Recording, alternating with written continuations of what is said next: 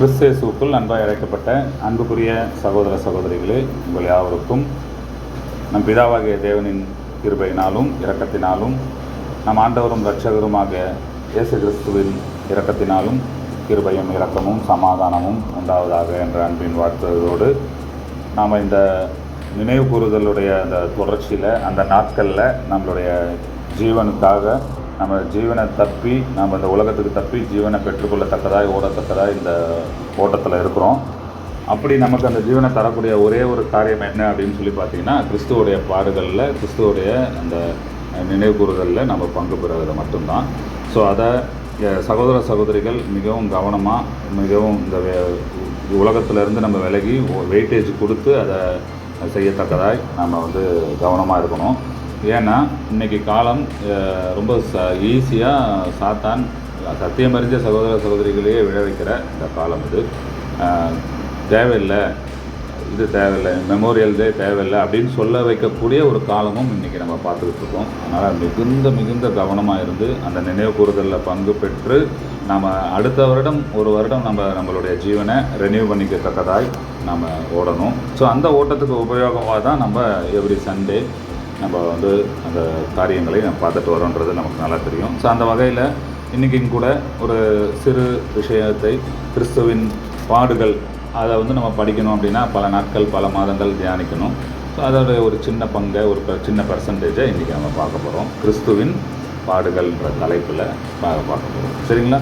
கிறிஸ்து கடைசியாக அந்த ஒரு ரொம்ப எக்ஸாக்டாக சொல்லப்போனால் ஒரு 14 hours கடைசி அந்த ஒரு 14 மணி நேரம் பார்த்திங்கன்னா ஒரு விதமான பயங்கரமான ஒரு பாடுகளுக்குள்ளே போவார். சரிங்களா?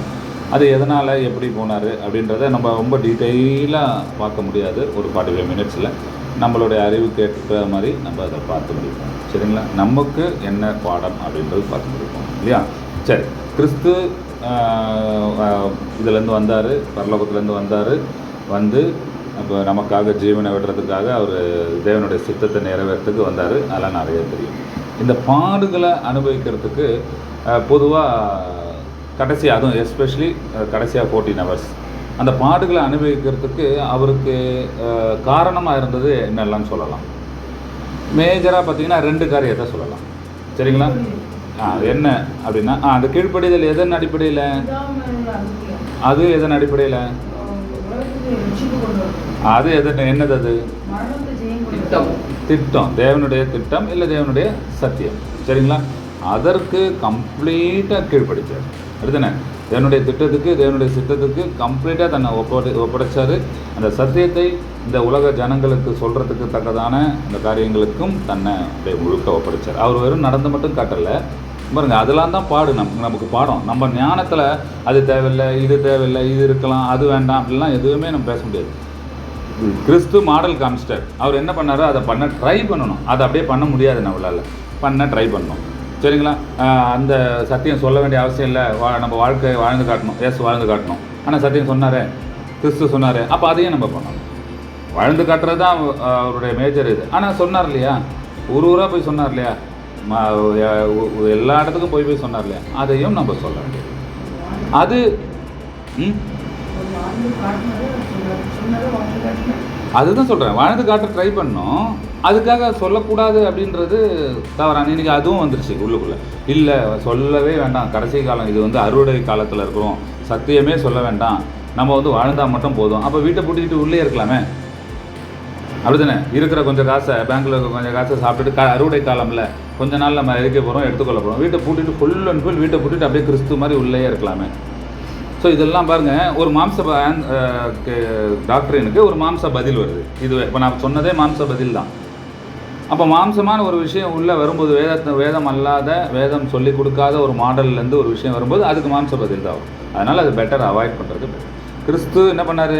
33 வருஷம், அதில் முக்கியமாக கடைசி 3 வருஷம் முழுக்க முழுக்க முழுக்க பிதாவுடைய சித்தத்துக்கும் திட்டத்துக்கும் அவருடைய சத்தியத்துக்கும் ஒப்பு கொடுத்தாரு. அதை மாதிரி வாழ்ந்தார்.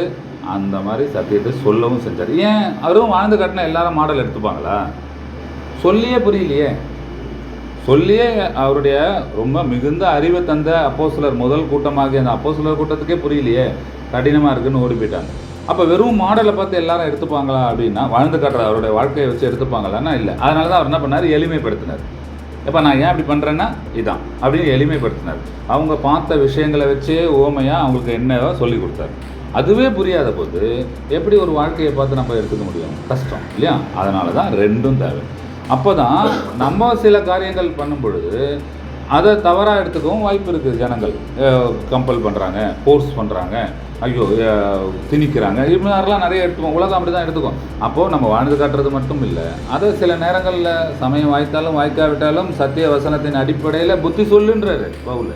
அப்போ அதை சொல்லி தான் நம்ம சொல்கிறதுக்கு அந்த நிதானத்தையும் ஞானத்தையும் தேவன்கிட்டேருந்து நம்ம பெற்றுக்கொள்கிறது தான் அந்த கிரியையுடைய பலன். சரிங்களா? அதெல்லாம் எல்லாம் போய் சண்டை போட முடியாது. அந்த கிரியையோட பலன் என்னென்னா தேவன் தரக்கூடிய அந்த ஞானம், பரிசுத்தாவின் வல்லமை. அப்போ தான் பவுல் சொன்ன மாதிரி நம்மளால் சொல்ல முடியுமே ஒழிய நம்ம இல்லைன்னா மாம்சத்தில் சொல்லி எல்லாத்தையும் நம்ம அழித்து போடக்கூடிய ஒரு வாய்ப்பு. சரியா? ஆகவே சகோதர சகோதரிகளே, கிறிஸ்து கடைசியாக அந்த 14 மணி நேரம் பட்ட பாடுகளுடைய அடித்தளம் என்ன அப்படின்னா, தேவனுடைய சித்தம், தேவனுடைய திட்டத்துக்கு கீழ்ப்படிஞ்சது, முக்கியமாக சத்தியம்படி வாழ்ந்தது, அந்த சத்தியத்தை எடுத்து சொன்னார். சரிங்களா? அப்போ அதாவது என்னென்னா இடுக்கமான வாசல் வழியாக அவர் நடந்தது. இதுதான் பிரதானம், மிக மிக பிரதானம் அதுதான். இன்னொன்று நோ காம்ப்ரமைஸ். அதான் அந்த இடுக்கமான வாசலில் நடந்தது. எந்த வகையிலையும் அவர் காம்ப்ரமைஸ் பண்ணிக்கவே இல்லை. அந்த சத்தியத்துக்கு வாழ்ந்தார், சொன்னார், செஞ்சும் காட்டினார். காம்ப்ரமைஸ் பண்ணிக்கவே இல்லை. அதனால தான் அவருக்கு இவ்வளோ பாடுகளை அனுபவிக்கிறது. அப்போ நாமளும் எவ்வளோ பாடுகளுக்குள்ளே போகணும் அப்படின்னா இந்த 2 அடிப்படை நமக்கு கட்டாயமாக இருக்கும். சரிங்களா? அன்பான சகோதர சகோதரி கேட்குதா? கிங்ஸ்லி பிரதர், நகோமி சிஸ்டர் கேட்குதுங்களா?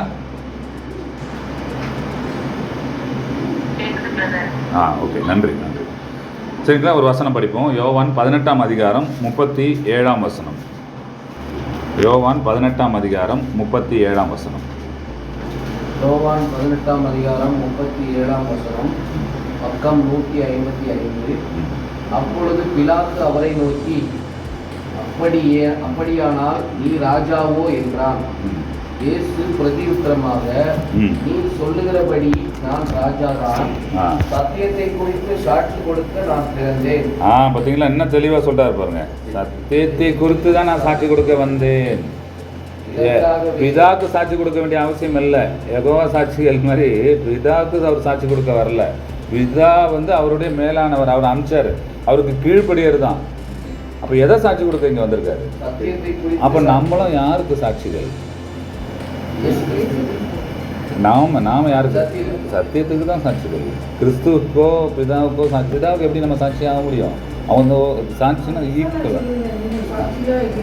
ஆமாம், அது எதுக்கு அப்படின்னா சொல்லிட்டார்ல, எதுக்கு சாட்சி? எதற்கு சாட்சி? அவர்கிட்டேருந்து வர திட்டத்துக்கு. பிதா இங்கே பாருங்க, நல்லா கவனிங்க. பிதா நமக்கு மட்டும் இல்லை, பூமிக்கு, நம்ம பூமிக்கு மட்டும்தான். பிதா யூனிவர்ஸுக்கு. அவருக்கு எப்படி நம்ம ஒரு சின்ன புள்ளியாக இருக்கிற எப்படி அவருக்கு சாட்சிகளாக நம்ம ஆக முடியும்? அப்படின்னா என்ன ஆகிடும்னா நம்ம ஒட்டுமொத்த பூமிக்கும் நம்ம சாட்சிகளாக ஆக முடியாது. அப்படி ஒரு பாசிபிள். நம்ம பூமியில் சாட்சி கொடுக்க வந்தேன்னு சொல்றாரு. ஆமாம், சாட்சியாக வாழ்ந்தார். 2 தான். சாட்சி கொடுக்க வந்தது, அதை வாழ்ந்து காட்டுறாரு. சரிங்களா? ஆமாம், சாட்சினா அது அவர் கொடுக்குற ஈவு இறக்கும். சாட்சின்னா ஈக்குவல்னு அர்த்தம். இதை அப்படியே ரிஃப்ளெக்ட் பண்ணுறது. சாட்சின்னா அதுதான் ரிஃப்ளெக்ட் பண்ணுறது, இதுதான் அப்படின்றது. நம்ம எப்படி தேவனுக்கு சாட்சியாக முடியும்? சத்தியத்துக்கு தான். அந்த பாருங்க, சத்தியம்ன்றது என்னது? நமக்கு உண்டானது தான். இப்போது இந்த பூமிக்கு மேலே தான் அட்மாஸ்பியர் இருக்குது. இதையே அப்படியே நம்ம அப்ளை பண்ண முடியுமானா பண்ண முடியாது. இந்த பூமிக்கு மேலே சில கிலோமீட்டர் மட்டும்தான் அட்மாஸ்பியர். 100-120 கிலோமீட்டர் தான் அட்மாஸ்பியர் இருக்குது. அது நமக்காக தேவன் படைச்சு வச்சு. இதையே கொண்டு போய் வேறு உலகத்துக்கு அப்ளை பண்ண முடியுமா? வேறு பூமிக்கு, வேறு பிளானட்டுக்கு அப்ளை பண்ண முடியுமானா பண்ண முடியாது.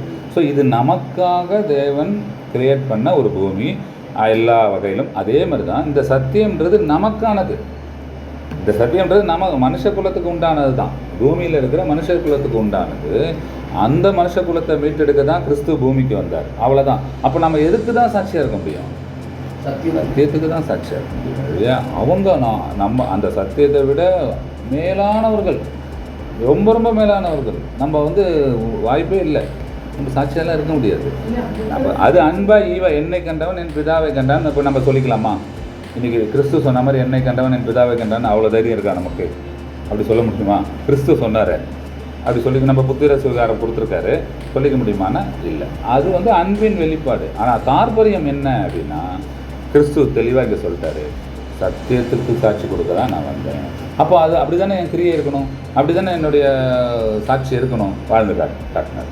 சொல்கிறது மட்டும் இல்லை, வாழ்ந்து காட்டினார். அதுதான் அங்கே இருக்கிற யூதர்கள் மத்தியில் மிகுந்த ஒரு கோபத்தை அவங்களுக்கு ஏற்படுத்துச்சு. சரிங்களா? அதான் முதல் சோர்ஸ். கிறிஸ்துவின் பாடுகளை நம்ம பார்த்துட்டு இருக்கோம். அந்த பாடுகளுக்கு சோர்ஸாக இருக்கிறது எது அப்படின்னா, இவர் இந்த சாட்சி கொடுக்க வந்தது தான். சரிங்களா? இன்னொரு வசனம் படிங்க, மத்தேயு 8:20.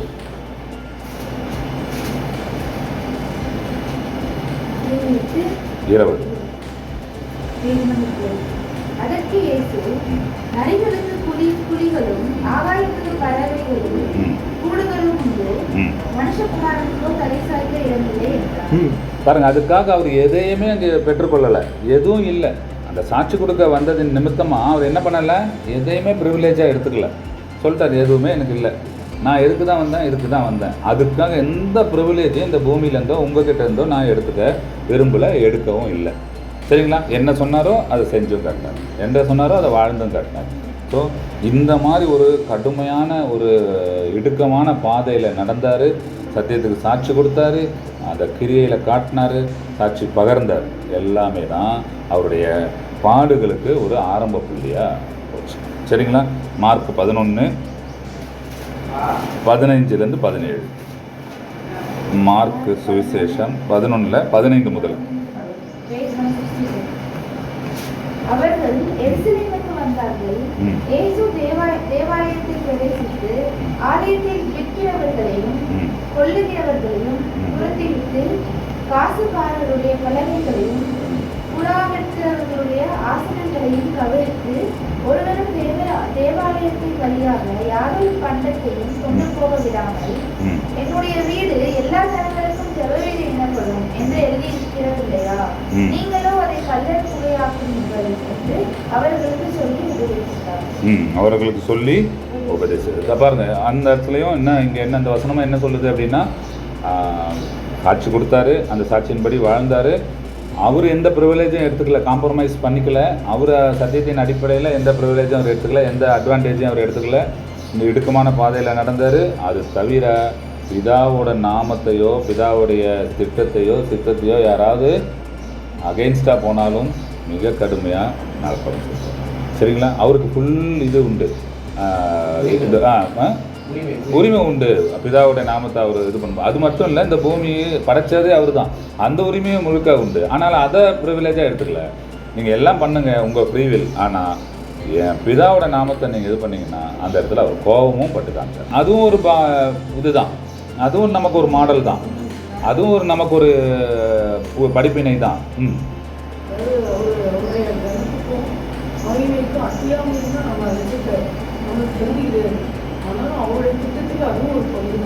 எது எது பங்கு? அவருடைய கனத்துக்கும் மகிமைக்கும் அழியாமைக்கும் அவர் சொல்றாரு, விழிக்கும் போது உங்க சாயலால் நான் திருப்தியாக. ஸோ மரணத்துக்கு அப்புறம் நம்ம மகாபரிசுத்த சொல்லத்துல உள்ள பிரவேசிக்கிறோம், வானத்தை நட்சத்திர ஆசீர்வாதம் விடுறோம். அதுவும் ஒரு இடத்துல கொண்டு எதுன்னு சொல்லலை. இன்னும் நீங்கள் சொன்னீங்க, கடவுள் அவர் பிதாவுக்கு ஈக்குவலாக நம்ம ஆக முடியாது, சாட்சினா ஈக்குவல் வரல. ஆனால் குமாரனுக்கு அவர் ஈக்குவலாக அவர் அரியணையில் வீட்டிற்கு நம்ம அழைச்சிருக்காரு. அது எப்போ ராஜ்யத்தில் சாட்சியாக சபையாக போனாதான் அந்த ப்ரிவிலேஜ் அங்கே தான், இங்கே இல்லைன்னு சொல்ல வரேன். இங்கே நம்ம எப்படி இருக்க முடியும்? அதை தான் நாங்கள் சொல்ல வரேன். சரியாக புரிஞ்சுக்கோங்க. இங்கே வந்து நம்ம சாட்சிகளாக இருக்க முடியாது. சாட்சிகளாக அவர் சத்தியத்துக்கு தான் சாட்சிகளாக கூப்பிட்ருக்காரு. அப்போ 2 காரியத்தை சகோதர சகோதரிகள் கட்டாயமாக பண்ணணும். நீங்கள் எதை விட்டாலுமே ஒரு காயின் ஒரு பிரிண்ட் ஆகலைன்னா அது செல்லா காசு தான்.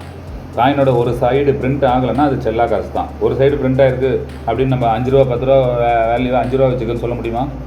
சொல்ல முடியாது. அப்போது காயினோட 2 சைடு என்ன அப்படின்னா, சத்தியத்தை பகிர்வது, சத்தியத்தைக்காக வாழ்ந்து காட்டுவது, கிரியை சொல்வது, ரெண்டுமே இருக்கணும். ரெண்டும் இல்லை அப்படின்னா நம்மளோட ஓட்டம் பூரணமான ஓட்டம் இல்லை. நீங்கள் பைபிளில் எந்த கேரக்டர் வேணாலும் எடுத்துக்கோங்க, இந்த 2 காரியத்தை பண்ணியிருப்பாங்க. ஆரம்பத்துலேருந்து எடுத்துக்கோங்க, நோவாலேருந்து எடுத்துக்கோங்க, இந்த 2 விஷயத்தையும் தொடர்ச்சியாக பண்ணியிருப்பாங்க, சரியாக பண்ணியிருப்பாங்க. சரிங்களா? அப்போ இதை ஒன்றை மட்டும் நம்ம கடைசி காலம் நம்ம வாழ்ந்து மட்டும் காட்டினா போதும், சத்தியத்தை சொல்ல வேண்டிய அவசியம் இல்லைன்னு சொன்னோம் அப்படின்னா நம்ம பூரணமற்றவர்களை செல்லா காசாக போகிறதுக்கு வாய்ப்பு இருக்குது. அதனால் பவுல் சொல்கிற மாதிரி சமயம் வாய்த்தாவிட்டால் அதான் கரெக்டு, அதுலேயும் காம்ப்ரமைஸ் பண்ணிக்க முடியாது. ஆனால் இன்றைக்கி நாம் அந்த உலகத்தில் என்டாங்கல் ஆனதுனால தேவன் நம்மக்கிட்ட அதையும் அவர் புரிஞ்சுக்கிட்டாரு. தேவன் நம்மக்கிட்ட கொண்டு வந்து விடுறாரு ஒரு சிலர்.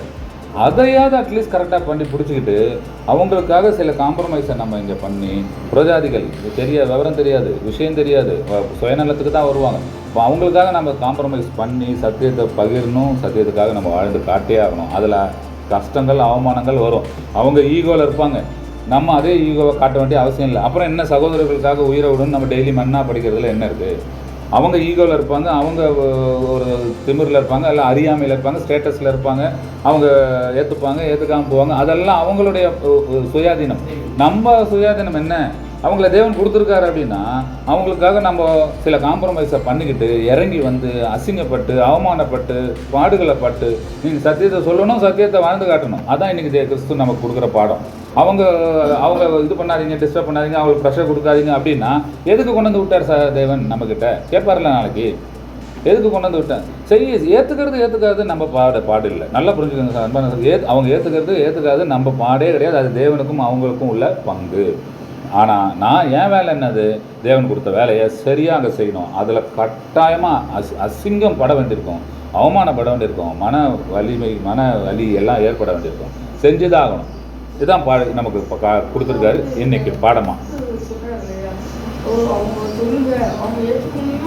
அது எப்போ இதெல்லாம் ஈஸியாக எடுத்துக்கிட்டு ஒரு வார்த்தை சொன்னோன்னே விட்டுட்டு வரத்துக்கு இல்லை, எக்ஸ்ட்ரீம். அப்படி எதுக்கு இந்த பாடப்படணும்? இந்த பாடம் எதுக்கு படணும்? கிறிஸ்து ஏற்றுக்கல, யூதர்கள் ஏற்றுக்கல, ரோமர்கள் ஏற்றுக்கல, அப்போஸ்தலர்கள் ஓடி போயிட்டாங்க, சீஷர்கள் ஓடி போயிட்டாங்க. மண்ணை உதறிட்டு பரலோகத்துக்கு போயிட வேண்டியதானே? ஏற்றுக்கொள்ளலையா இல்லையா? அப்போஸ்தலர்கள் ஓடிட்டாங்களா இல்லையா? அவரை அரெஸ்ட் பண்ணி அடிக்கும்போது யாராவது இருந்தாங்களா சிலுவையில்? ஸ்திரீகள் மட்டும்தான் இருந்தாங்க. எல்லா அப்போஸ்தலரும் ஓடிட்டாங்க. அப்புறம் மெதுவாக எட்டி பார்த்தாங்க, ஸ்திரீகள் மட்டும்தான் இருந்தாங்க. அம்மா, இவங்க மேக்டலின் எல்லாம் இருந்தாங்க. ஏற்றுக்கல. அப்போ என்ன பண்ணார்? நீங்கள் சொல்கிறபடினா மண்ணை உதறிட்டு பரலோகத்துக்கு போயிட்டாரா?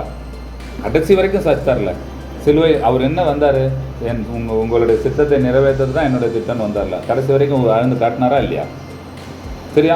அப்படிதான் காம்ப்ரமைஸே பண்ணுவேன். அது எப்போ அப்படின்னா, நல்லா புரிஞ்சுக்கோங்க அன்பான சகோதர சகோதரிகளே, அந்த வசனம் எதற்காகனா, நீங்கள் தாற்பயம் என்ன மேலே படித்து பார்த்தீங்கன்னா, they will reject the truth.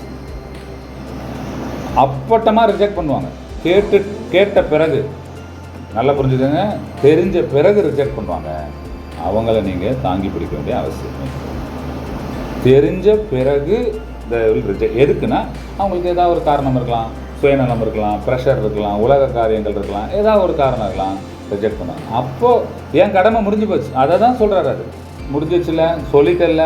இப்போ அவங்க ஏற்றுக்கல, காலில் உள்ள மண்ணை உதறிட்டு வந்துக்கிட்டே இருக்குது. நல்லா படிங்க, அதோட முன்னாடி வசனங்கள்லாம் படிங்க. அதுதான்.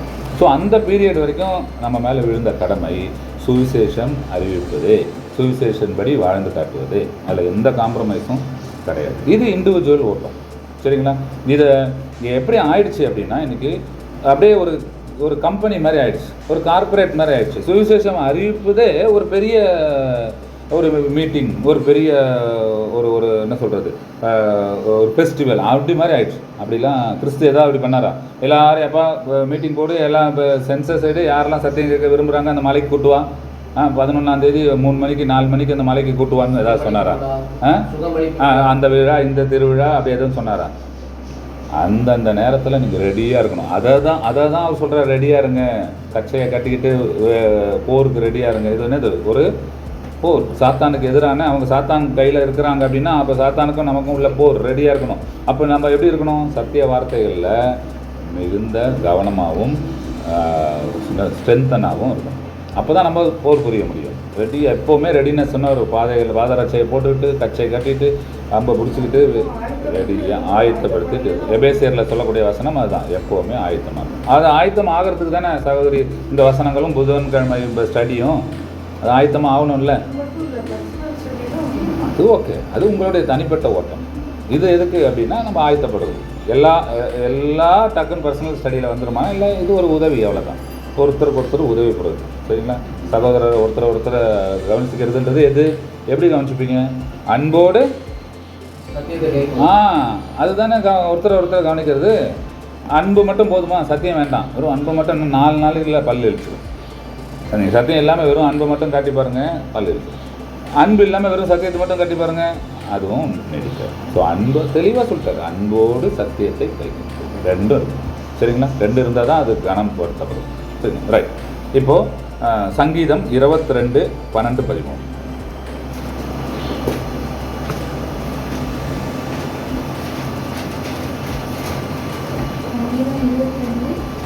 பன்னெண்டு 13.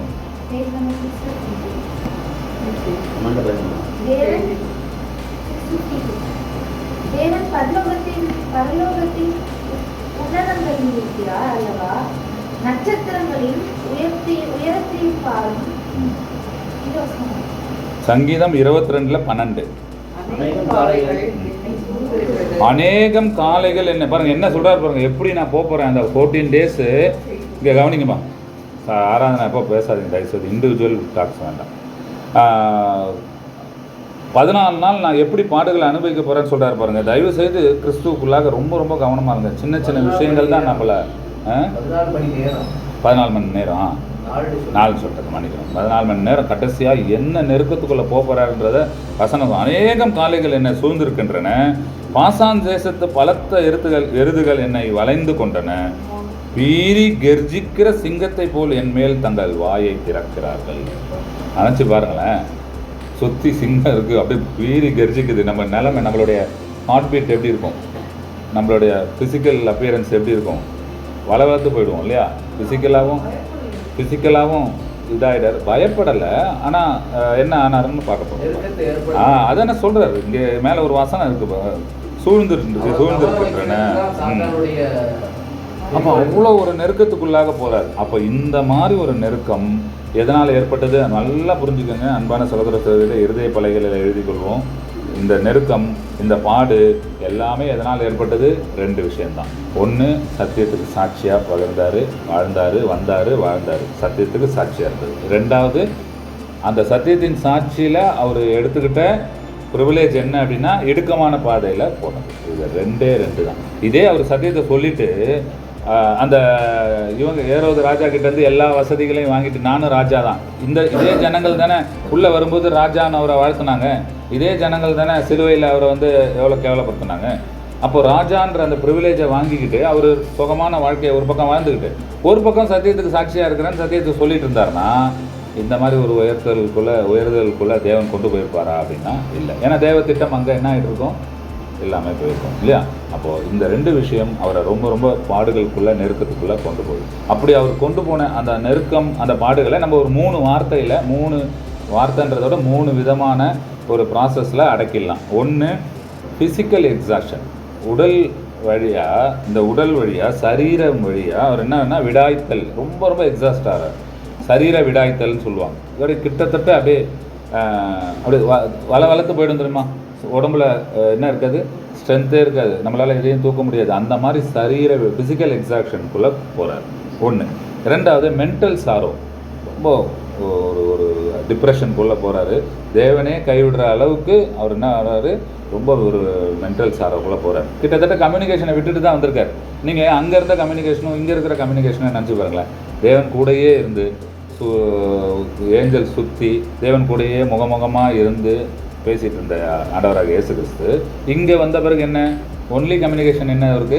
ஜெபம் மட்டும்தான் இல்லையா? அந்த கம்யூனிகேஷன் அதுவே அவருக்கு மிகப்பெரிய, என்னதான் இருந்தாலும் இப்போ சகோதரர் படிக்க போகிறாரு, சகோதரி படிக்க போகிறாங்க, அம்மா அப்பா விட்டுட்டு ரொம்ப தொலைதூரம். இன்றைக்கி என்ன தான் மீடியாக்கள் இருந்தாலுமே ஃபிசிக்கலாக நம்ம விட்டு போகிறதுன்றது ஒரு ஸ்ட்ரெஸ்ஸை ஏற்படுத்தும். அங்கே போனோன்னே ஏதோ பண்ணோம், ஐயோ விட்டுட்டு வந்துட்டோமே, என்ன தான் வீடியோ காலிங் எல்லாம் இருந்தாலுமே ஒரு வலியை ஒரு எம்டினஸை ஏற்படுத்தும் இல்லையா?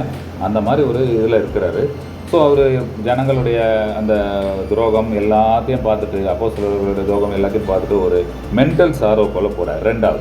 3வது, கடைசியாக இது 2த்தின் அடிப்படையில் அவர் ஏற்றுக்கொள்கிற விஷயம் என்னென்னா ஃபிசிக்கல் வயலன்ஸ். அவர் அந்த ஜனங்கள் யூதர்கள் அவர் மேலே யூதர்களும் ரோமர்களும் அவர் மேலே காட்டின அந்த உடம்பு மேலே காட்டின அந்த ஃபிசிக்கல் வயலன்ஸ் கொடுமைப்படுத்தின அவருடைய உடம்பை அவங்க படுத்தின கொடுமைகள். சரிங்களா? இதுக்கெல்லாம் நம்ம ரொம்ப ரொம்ப தியானிக்கலாம். சரிங்களா? அருமையான ஒரு காரியம், அதெல்லாம் ரொம்ப அருமையான விஷயம். காலங்கள் இருக்குது, நம்ம தேவனுக்கு சித்தம் இருந்தால் ரொம்ப நல்லா தியானிக்கலாம். இப்போ இந்த 3 காரியங்களே மேலோக்க பார்த்துட்டு நம்ம முடிப்போம். இன்னும் அதை அடுத்து வர நாட்களில் இன்டீரியராக இன்டெப்த்தாக நம்ம பார்ப்போம் தேவனுக்கு சித்தம் இருந்தால். முதல்ல என்னது? ஃபிசிக்கல் எக்ஸாக்ஷன். அவர் என்ன பண்ணார்? எப்படி தான் சத்தியம் சொன்னார்? எப்படி தான் சத்தியம் சொன்னார்? இன்றைக்கி நம்மக்கிட்ட எல்லா வசதிகளும் இருக்குது, அப்படி தானே? இன்றைக்கி திருநெல்வேலிக்கு கூப்பிட்றாங்க, இல்லை சென்னைக்கு கூப்பிட்றாங்கன்னா எல்லா வசதிகளும் இருக்குது. நிம்மதியாக ஏசி கோச்சில் போயிட்டு இல்லை காரில் போயிட்டு அழுங்காமல் குலுங்காமல் சத்தியம் சொல்லிவிட்டு மறுபடியும் வீடு வந்து சேர்றோம், அப்படி தானே? இன்றைக்கி அப்படி தான் ஆயிடுச்சு. நம்ம எந்த காம்ப்ரமைஸை நம்ம பண்ணிக்க ரெடியாக இல்லை. கார் அனுப்புங்கன்னு சொல்கிற அளவுக்கு நம்ம ஆகிட்டோம், அப்படி தானே? சத்தியம் சொல்லணுன்னா கார் அனுப்புங்க, அந்த அளவுக்கு நம்ம உடல் நோகாமல் செய்யணும். ஆனால் அந்த வசதி இருந்திருந்தாலும் அதை இயேசு கிறிஸ்து அதை யூஸ் பண்ணியிருக்க மாட்டார். முழுக்க நடந்தே போகிறாரு, பாதைகள் இல்லை, மலை ஏறுறாரு, பாலைவனத்துக்கு போகிறாரு, இல்லையா? எல்லாம் நடந்தே போகிறாரு. முழுக்க அங்கே கொஞ்சம் கொஞ்சமாக ஹீட்டு, அப்படி தானே? பகலில் பயங்கர ஹீட்டு, நைட்டில் பயங்கர கோல்டு, எல்லா வகையிலையும் கொஞ்சமாக அவருடைய அந்த ஃபிசிக்கு வந்து என்ன ஆகிட்டே வருது? டேமேஜ், அதாவது ஸ்ட்ரென்த்தை வந்து இழந்துக்கிட்டே வருது. எக்ஸாக்ஷனுக்குள்ளே அவர் போயிட்டே இருக்கார். அது மட்டும் இல்லை, அவர்கிட்டேருந்து எதை எடுக்கிறாங்க? வல்லமையை, ஜீவனுக்கு தரக்கூடிய அந்த வல்லமையை என்ன பண்ணுறாங்க? எடுத்துடுறாங்க, ஜனங்கள் எடுக்கிறாங்க. ஸோ கொஞ்சமாக அந்த ஃபிசிக்கல் எக்ஸாக்ஷன் கூட போகிறார். மார்க் 5ஆம் அதிகாரம் 25-30. மார்க் 5ஆம் அதிகாரம் 25-30.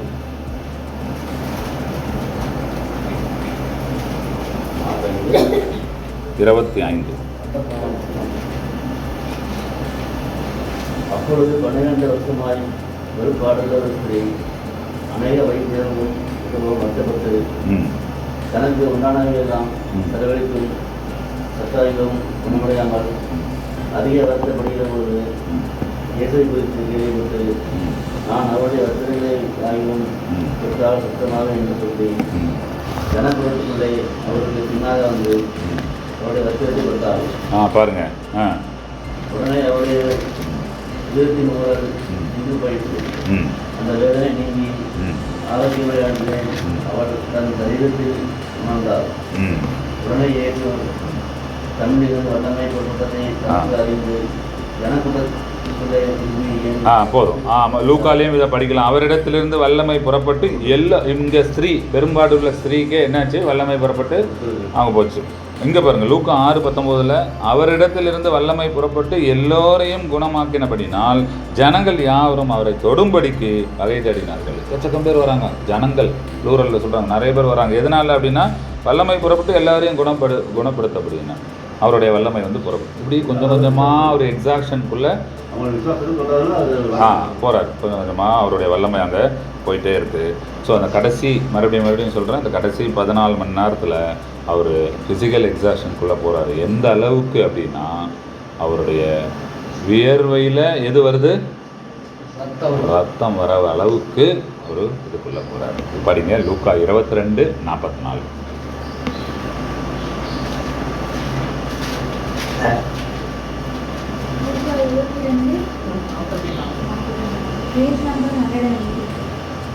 அவர் மிகவும் வியாகுலப்பட்டு அதிக ஊக்கத்தோடு ஜெபம் பண்ணினார். அவருடைய வேர்வை இரத்தத்தின் பெரும் துளிகளாய் கரையிலே விழுந்தது. இது பாசிபிளா? மெடிக்கலி இது பாசிபிள். சரிங்களா? இது மெடிக்கலி பாசிபிள். வேர்வை வழியாக ரத்த நாளங்கள் உடஞ்சி அப்படி எப்படியா அப்படி அதுக்கு ஒரு டேர்ம் கூட சொல்கிறாங்க. சரிங்களா? மெடிக்கல் டேர்ம் கூட சொல்கிறாங்க. வேர்வையில் ரத்த நாளங்கள் உடஞ்சி வேர்வை சுரப்பியில் கலந்து அப்படியே டாட்டாக அப்படியே ரெட்டிஷாக வெளில வரும். எப்படி அப்படின்னா உச்சக்கட்ட ஸ்ட்ரெஸ், உச்சக்கட்ட ப்ரெஷர், உச்சக்கட்ட ஒரு இதுக்குள்ளே போகிறதுனால தான் அந்த மாதிரி ஒரு சின்ன மெல்லிய ரத்த நாளங்கள் நரம்புகள் உடஞ்சி அதை வேர்வை சுரப்பிக்குள்ளே கலக்கிறதுக்கு வாய்ப்பு இருக்குது அப்படின்றாங்க. ரொம்ப ரேர் கேஸ், ரேரஸ்ட் கேசஸில் இது நடக்க வாய்ப்பு இருக்குன்றாங்க. அதிக ப்ரெஷர்னால், அதிக ஸ்ட்ரெஸ்ஸுனால் நடக்கிறது. அவருக்கு என்ன ஒரு ஃபிசிக்கல் எக்ஸாக்ஷனுக்குள்ளே போகிறாரு. அவருடைய இதெல்லாம் எதுக்கு? எங்கேயாவது ஃபிசிக்கல் எக்ஸாக்ஷனுக்குள்ளே நம்ம எப்போ போவோம்? நினச்சி பாருங்களேன். எப்போல்லாம் நம்ம அதிகமான ஸ்ட்ரெஸ்ஸுக்குள்ளே போவோம், அதிகமான நம்மளுடைய உறவுகள் ஏதோ ஆயிடுச்சு, ஏதோ பிரச்சனை, நம்ம உறவுகளுக்கு நம்மளோட குழந்தைங்களுக்கு ஏதாவது ஒரு பிரச்சனைனா நம்ம ரொம்ப ஸ்ட்ரெஸ்ஃபுல்லாக ஆகும். இல்லைன்னா நம்மளுடைய சொத்து, நம்மளுடைய பொருட்கள் திடீர்னு வந்து ஒரு புல்டேசரை கொண்டு வந்து நம்ம வீட்டை இடிக்கிறாங்க, எப்படி இருக்கும்? நான் கையை கட்டிட்டு அதை இடிச்சுக்கோ, அந்த பக்கத்தில் ஒன்று இருக்குது அதையும் சேர்த்து இடிச்சுக்கணுமா? இல்லை, பயங்கரமான ப்ரெஷராக கூடிடும், அப்படி தானே? ப்ரெஷர் கூடிடுவோம், தடுக்க பார்ப்போம், முன்னாடி புல்டேசரில் போய் கூட நின்று என்னையாவது முட்டிட்டு போவேன், வீட்டை விட்டுருன்ற லெவலுக்கு நான் போவோம் இல்லையா? அதுதான் எக்ஸ்ட்ரீம் ஸ்ட்ரெஸ்ஸு இல்லையா? இது என்ன சொல்கிறாங்க அப்படின்னா, இருக்கிற வலியிலேயே அதிகமான வலி மனுஷன் எக்ஸ்பீரியன்ஸ் பண்ணுற வலி வந்து இந்த பிரசவ வலி தான், சரிங்களா? அதை விட அதிகமாக இருக்குமா இந்த பெயின். இந்த இது வந்து நரம்பு ரத்த நாளம் உடஞ்சி வேர்வை துளியில் கலந்து வர்றது வந்து அந்த ப்ரெஷர், அந்த பெயினுடைய அந்த வேல்யூ, சரி, இந்த பிரசவ வேதனையை விட அதிகமான ஒரு அதிகமான வலியாம். சரி, அப்போ பாருங்கள், அதை யாரும் இது வரைக்கும் ரொம்ப ரேர் கேசஸில் வந்திருக்காங்க, அனுபவிச்சிருக்காங்க. அதை கிறிஸ்து எந்த விதமான ஒரு பர்சன்டேஜ் சுயநலம் கூட இல்லாமல் நமக்காக, சரிங்களா? அப்போது நம்ம இதெல்லாம் இந்த எக்ஸ்ட்ரீம்லாம் போக மாட்டோம். இதில் 0.01% கூட நம்ம மற்ற சகோதர சகோதரிகளுக்காக இல்லை சத்தியத்தின் நிமித்தம் மற்ற புறஜாதிகளுக்காக நம்ம செலவு பண்ணுறது இல்லை. இதையே நம்ம என்ன பண்ணுறோன்னா கண்டெயின் பண்ணிக்கிறோம், பல டாக்டரினை சொல்லி, சரியா, பல காரணங்களை சொல்லி கண்டெயின் பண்ணிக்கிறோம். இருக்கவே கூடாதுன்றார், கடைசி எக்ஸ்ட்ரீம் வரைக்கும் ட்ரை பண்ணுன்றார். அவங்கள அவங்ககிட்ட கொடுத்துருக்குறேன், அவங்க ஜீவன் தப்ப நீ ஓடி கூடாது, அவங்களுக்கு நீ கடைசி வரைக்கும் கிறிஸ்துவை வெளிப்படுத்துகிற வேலையை செய்யணும். அன்லஸ் அதர்வைஸ் அவங்க ரிஜெக்ட் பண்ணாங்க. சொன்ன பிறகு ரிஜெக்ட் பண்ணுறாங்களா? அப்போது அவ்வளோ அந்த கண்டிஷனில் தான் காலில் உள்ள மண்ணை உதறிட்டு, அப்போ கூட அது என்ன அப்படின்னா, இந்த மாதிரி இன்னொரு இடத்துல நான் மண்ணை விடுற மாட்டேன்றது, காலில் உள்ள மண்ணை உதறிட்டுன்னா இதோட இது முடிஞ்சு போச்சு, அவ்வளோதான். இது மாதிரி இன்னொரு இன்சிடெண்ட் நடக்க அலோவ் பண்ணாதீங்க தேவனே அப்படின்றது தான் அது. இதோட இந்த இன்சிடெண்ட் இதோட முடிஞ்சு போச்சு. உங்களுடைய அந்த தவறான விஷயம் இல்லை தவறான ஒரு புரிதல் உங்களோட முடியட்டும். நான் இன்னொரு இடத்துக்கு போய், நான் இன்னொரு குடும்பத்துக்கு போய், இன்னொரு சகோதர சகோதரிகிட்ட நான் சத்தியம் சொல்லும்போது இந்த காரியம் அங்கே நடக்காதுன்றதோட அடையாளம் தான் இது. இன்னும் பண்ணுவாங்களாம், இன்னும் இந்த உறவுகளை வெட்டி விடுறது, யூதர்கள் மத்தியில் உறவுகளை வெட்டி விட்டுறதுன்னா இதோட உனக்கும் எனக்கும் பந்தம் இல்லைப்பா அப்படின்னு சொல்கிறோம்ல. நம்ம ஒரு வார்த்தை சொல்லுவோம் தெரியுமா, இங்கே தலை முழுகிறது. அப்புறம் இன்னொன்று, நான் உன்னை கை கழுவு, அதுதான் அங்கே, சரிங்களா? மண்ணை, காலில் உள்ள மண்ணை உதறி இன்னும் அந்த ப்ராக்டிஸ் பெரிய, அதான் செருப்பு கட்டிட்டு காலில் உள்ள மண்ணை உதறிட்டு செருப்பு போட்டு வந்துடுவாங்க. செருப்பு காசு இல்லை, மண் ஃப்ரீ இல்லை, அதான் செருப்பு கட்டிட்டு மண்ணை உதறிட்டு செருப்பு போட்டு வந்துடுவாங்க. இன்னும் வயசானவங்க மத்தியில், யூதர்கள் மத்தியில், ரபீஸ் மத்தியில் அந்த ப்ராக்டிஸ் இருக்குது. ரபீஸ் இன்னமும் என்ன பண்ணுவாங்களாம், அந்த சட்டத்தை சொல்கிறதுக்கு போவாங்களாம். ரபீஸ்னால் பார்த்துருக்கீங்களா?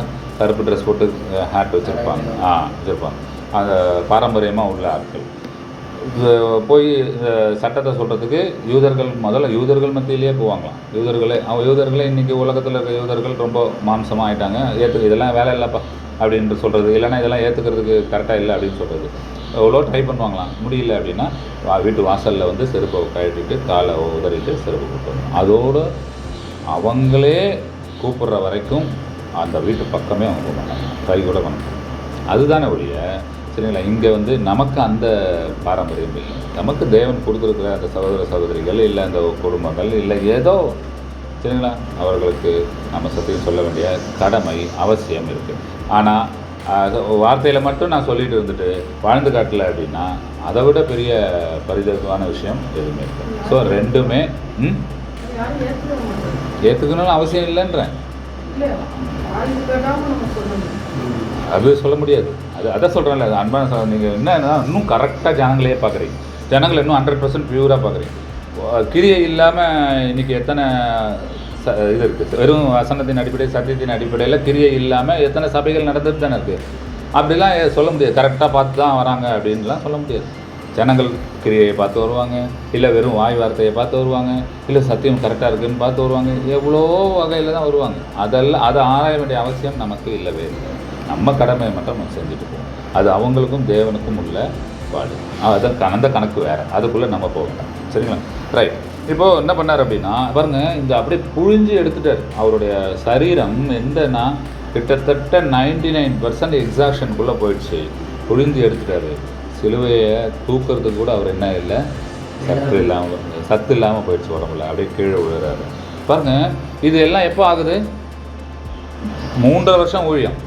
3.5 வருஷம் ஊழியத்தில் தான் கொஞ்சம் கொஞ்சமாக அவர் என்ன பண்ணுறாரு அப்படின்னா தன்னுடைய சரீர பலனை கொஞ்சம் கொஞ்சமாக தராரு, சத்தியத்துக்காக வாழ்ந்து காட்டுறாரு, எல்லாம் பண்ணுறாரு. கடுமையாக இந்த விஷயத்தை எப்போ தான் பண்ணுறாரு ஸ்பெசிஃபிக்கான 3.5 வருஷம் ஊழியம். பாருங்க, ஆதாம் பாருங்க எப்போ பாவம் பண்ணார் அப்படிதானே, அவருடைய பலமும் என்ன ஆகிட்டே வருது, கொஞ்சம் கொஞ்சமாக ஆதாமுடைய உடம்பு வீக் ஆகிட்டே வருது அப்படிதானே, மரணத்துக்கு நோக்கி வருது. அதுக்கு எவ்வளோ வருஷம் எடுத்தது? 930 வருஷம் எடுத்தது. ஆனால் கிறிஸ்து எவ்வளோ வருஷம் எடுத்துக்கிட்டாரு? 3 வருஷத்தில் அவருடைய சரீரம் முடிஞ்சு போச்சு. அப்போ எவ்வளோ ஒர்க்கு இருக்கும் பாருங்கள், நினச்சி பாருங்கள். மிக மிக கடுமையான ஒர்க்கு. தன்னைத்தானே தன் சரீரத்தை அவர் வந்து எதுக்குள்ளே ஒப்பு கொடுக்குறாருன்னா சரீர ஒரு ஃபிசிக்கல் எக்ஸாஷனுக்குள்ளே இந்த வார்த்தை வந்து வராதுமா, விடாய்த்தல் அப்படின்னு சொல்லுவாங்க. தன்னுடைய சரீரத்துடைய பலத்தை தானே லூஸ் பண்ணுறது, சரிங்களா, சரீர விடாய்த்தல் அப்படின்னு அதுக்குள்ளாக அங்கே போகிறாரு.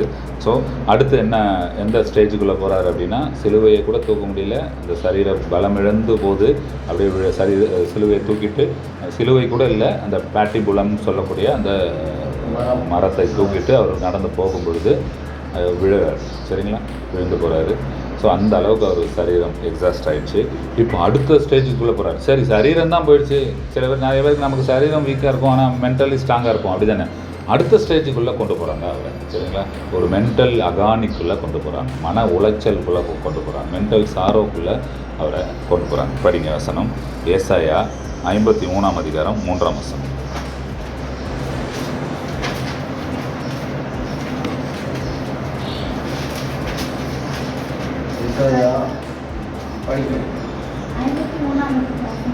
மூன்றாம் வசனம்.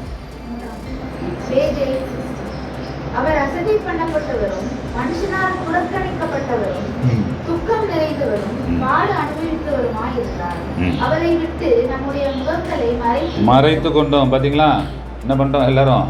அவரை விட்டு நம்முடைய முகங்களை மறைத்து கொண்டோம். அவர் அசட்டை பண்ணப்பட்டிருந்தார், அவரை எண்ணாமற் போனோம். எல்லாம் ஓடிட்டாங்க. அவருடைய பாடுகள், அவர் 3.5 வருஷம் செஞ்ச அவருடைய ஊழியம், 3.5 வருஷம் நமக்காக அவர் கொடுத்த சரீர பலம் எல்லாத்தையும் மறந்துட்டாங்க, சுத்தமாக அசட்டை பண்ணிட்டாங்க. நீங்கள் நினச்சி பாருங்களேன், கிறிஸ்வின் வந்து ஏதோ படிக்கிறதுக்காக ஏதோ நார்த் இந்தியா ஏதோ ஒரு ஊருக்கு போகிறான். ஆல்ரெடி என்ன ஸ்ட்ரெஸ்ஸில் இருப்பான், கொஞ்சம் நாட்களில் வீட்டை பிரிஞ்சு இருக்கிற அம்மா அப்பாவோட இந்த மாரல் சப்போர்ட்டு, ஊர் எல்லாத்தையும் பிரிஞ்ச ஒரு ஸ்ட்ரெஸ் உள்ளுக்குள்ளே இருக்கும். அந்த ஸ்ட்ரெஸ்ஸில் இன்னும் அந்த இடத்துல அவன் வந்து முழுக்க அவன் பேச்சு யாரும் கேட்க மாட்டாங்க, அவன் சொல்கிறத கூட கேட்டுக்க மாட்டாங்க, அவன் சொல்கிறது நடக்க மாட்டேங்குது, அவன் ரெக்வஸ்ட்டும் ஏற்றுக்கொள்ளப்பட மாட்டேங்குது, அவனை ஃபுல்லாக அசட்டை பண்ணுறாங்க. எப்படி இருக்கும் நமக்கு? கிறிஸ்டியனுக்கு எப்படி இருக்கும்? மிகுந்த ஸ்ட்ரெஸ் ஆகிடும். இந்த ஸ்ட்ரெஸ்ஸில் தான் நிறைய ஸ்டூடெண்ட்ஸ் என்ன பண்ணுவாங்க அப்படின்னா விட்டு ஓடி வந்துடுவாங்க. படிப்பெல்லாம் விட்டுட்டு ஓடி அந்த நிறைய ஸ்டூடெண்ட்ஸை பார்க்குறோம். ஏன்னா மென்டல் ஸ்ட்ரெஸ், சரிங்களா. அந்த ஒரு ஸ்டேஜுக்குள்ளாக கிறிஸ்துவை என்ன பண்ணுறாங்க, கொஞ்சம் கொஞ்சமாக வந்து தள்ளுறாங்க. மார்க் 4ஆம் அதிகாரம் 13ஆம் வசனம்.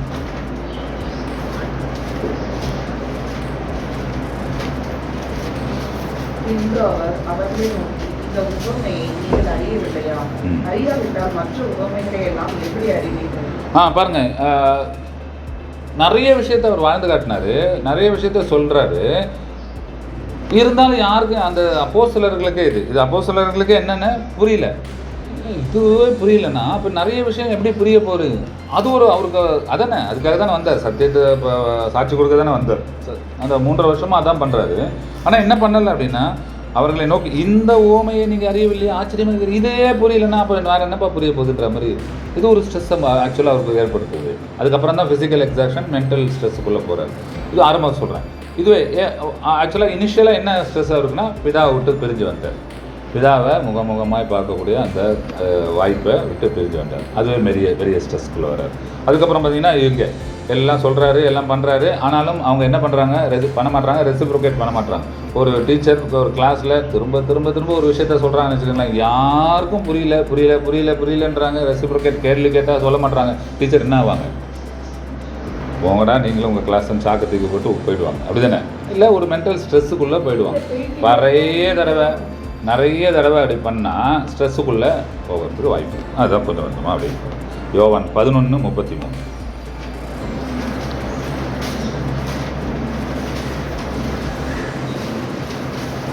11:33.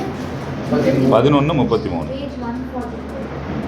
அவள் அழுகிறதையும் அவளோடே கூட அந்த யூதர்கள் அழுகிறதையும் இயேசு கண்டபோது ஆவியிலே கலங்கி துயரமடைந்து அவனை எங்கே வைத்தீர்கள் என்றார்.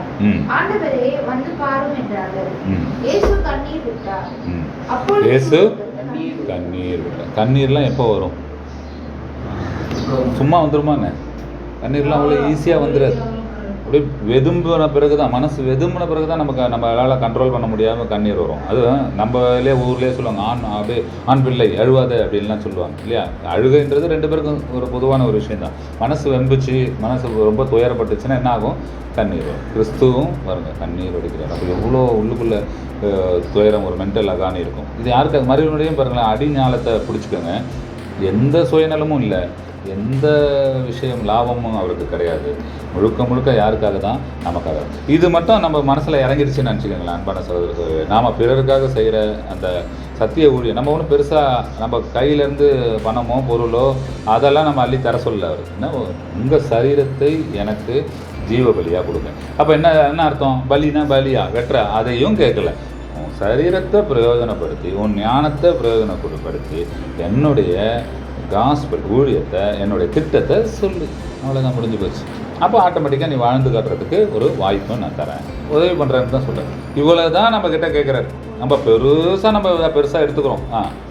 அதாவது நம்மளால முடியும். இருக்கிற சூழ்நிலையில தேவன் அந்த வாய்ப்பை தருவார். நம்ம சந்திக்கின்ற மனிதர்கள் அப்போ அவங்ககிட்ட கண்டிப்பாக சொல்லணும். இப்போ நேற்று ஒருத்தவங்க ஒரு ஐயோ செடிக்கு சித்தரெல்லாம் போகணும், நாங்கள் அப்படி சொல்லக்கூடாது, எப்படியாவது ஒரு நாள் மரணம் தானே பண்ண முடியும் அப்படின்னு இன்னொருத்தர் சொல்லணும். அப்போ அவன் சொன்னா இல்லையே நம்மளுக்கு மரணம் கிடையாது. அப்போ அவங்க உடனே அந்த வசனம் தெளிவுகளை சொல்கிறாங்க. அப்போ விசுவாசிகளுக்கு ஆமாம் வருவாள் இருக்கு அப்படின்னு. அப்போ அந்த இடத்துல உயிர்த்தல்கிற ஒரு இதை தேவன் எனக்கு சொல்ல வச்சார். சாதாரண பேச்சுகள். அப்போ நம்ம பேசும்போதே அப்போ இப்போ நினச்சி பாருங்களேன், ஒரு சாதாரண ஒரு சுச்சுவேஷனில் தேவன் வந்து கிறிஸ்து மூலமாக ஒரு ஞானத்தை கொடுத்து பேச வச்சிருக்காருல்ல, நீங்கள் ரெடி ஆனீங்கன்னா, ரெடி ஆனீங்கன்னா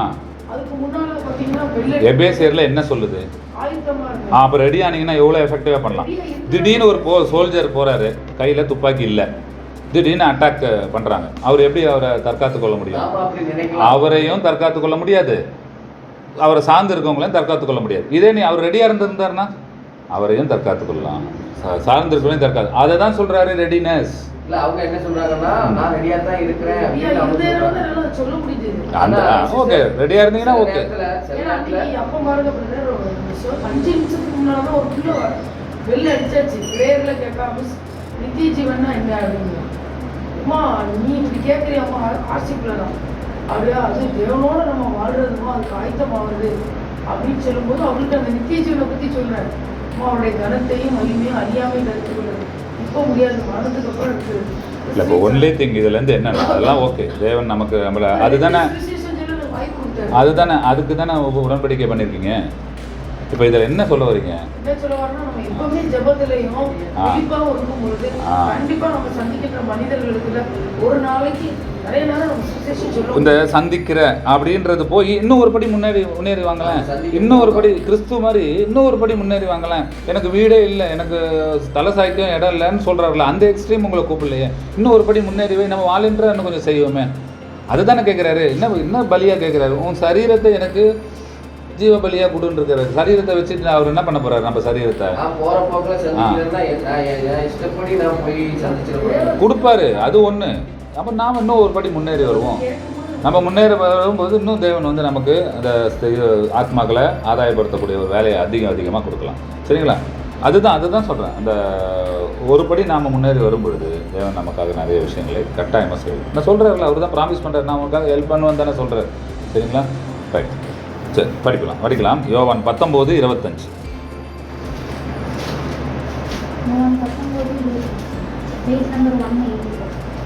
இயேசுவின் சிலுவை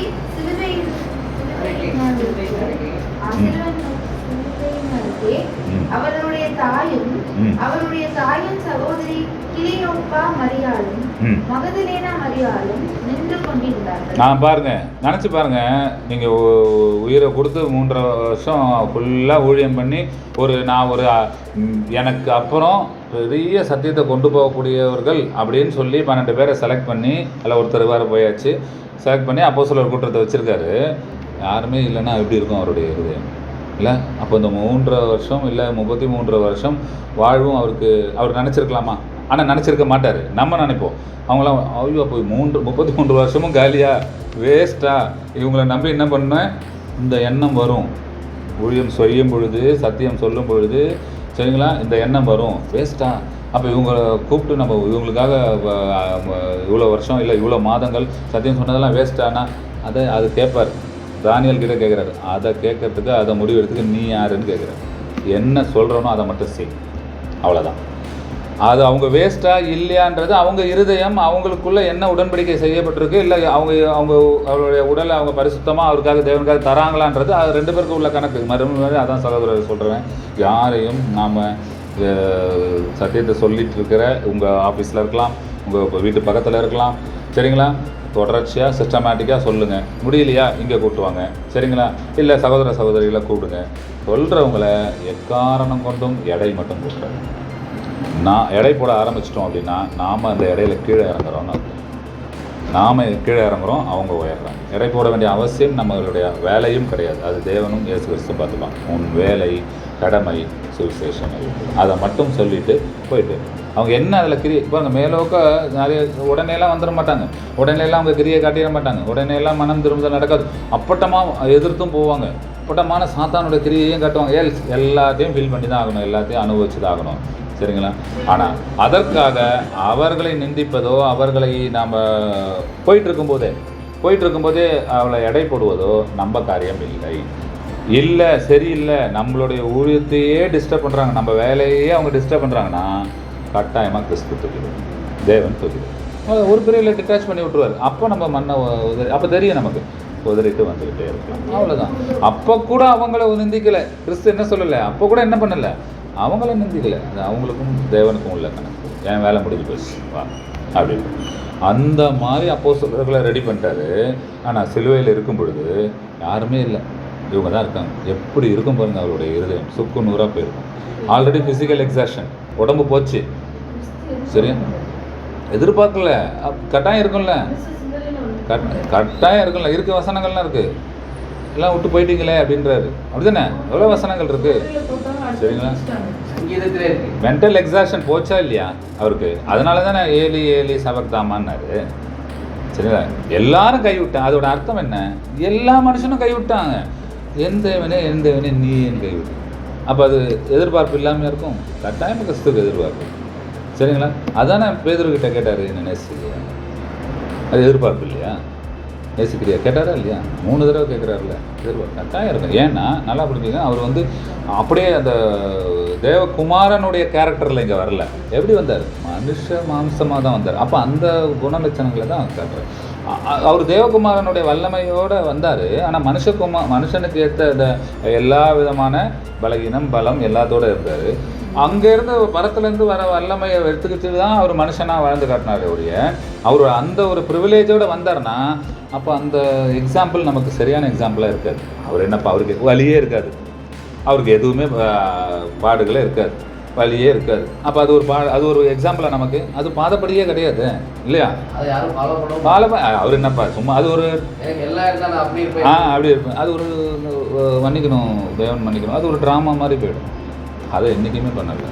அதனால தான் அவர் என்ன பண்ணார், அவ்வளோ எல்லாத்தையும் விட்டுட்டு மனுஷனோட பலவீனத்தோட மனுஷனாக வந்து எல்லாத்துக்கும் கீழாக படிக்கிறவங்கள வசனம் எல்லாத்துக்கும் கீழாக அவர் என்ன பண்ணார், கீழாக்கப்பட்டார் அப்படின்னு, சரிங்களா. அது எல்லா வகையில் தான். அப்போ அதனால தானே அவர் சிலுவையை அந்த இன்சிடென்ட் எதுக்காக சிலுவையை தூக்க முடியாமல் ஏன் இது பண்ணுறாரு, அப்படியே ஜம்முன்னு தூக்கிட்டு இந்த ஒரு விரலை வச்சுக்கிட்டு அப்படி தானே. இந்த ஒரு விரலை பூமியை தூக்கக்கூடிய ஆள் தான். அந்த பேட்டி புள்ளத்தை தூக்க முடியாதான் என்ன, எதுக்கு கீழே விழுறாரு, தூக்க முடியாமல் தானே கீழே விழுறாரு இல்லையா, தூக்க முடியாமல் கீழே போடுறாரு. இப்போ ஃபிசிக்கல் எக்ஸாஷன் அவருக்கு இருக்குது, அதே மாதிரி மென்டல் எக்ஸாஷனும் இருக்க தான் செய்யுது. அந்த எதனால அப்படின்னா எதிர்பார்ப்பு. இல்லைன்னா இந்த வசனம் இருக்காது, எல்லாரும் போயிட்டாங்க, இவங்க மட்டும்தான் இருக்காங்க அப்படின்ட்டு. படி மத்தேயு 26ஆம் அதிகாரம் 38, 39, 40. ஒரு ஸ்பீக்கர் கனெக்ட் பண்ணிட்டா சகோதரி ஆன்லைனில் இருக்கவங்க கூட படிக்கலாம்.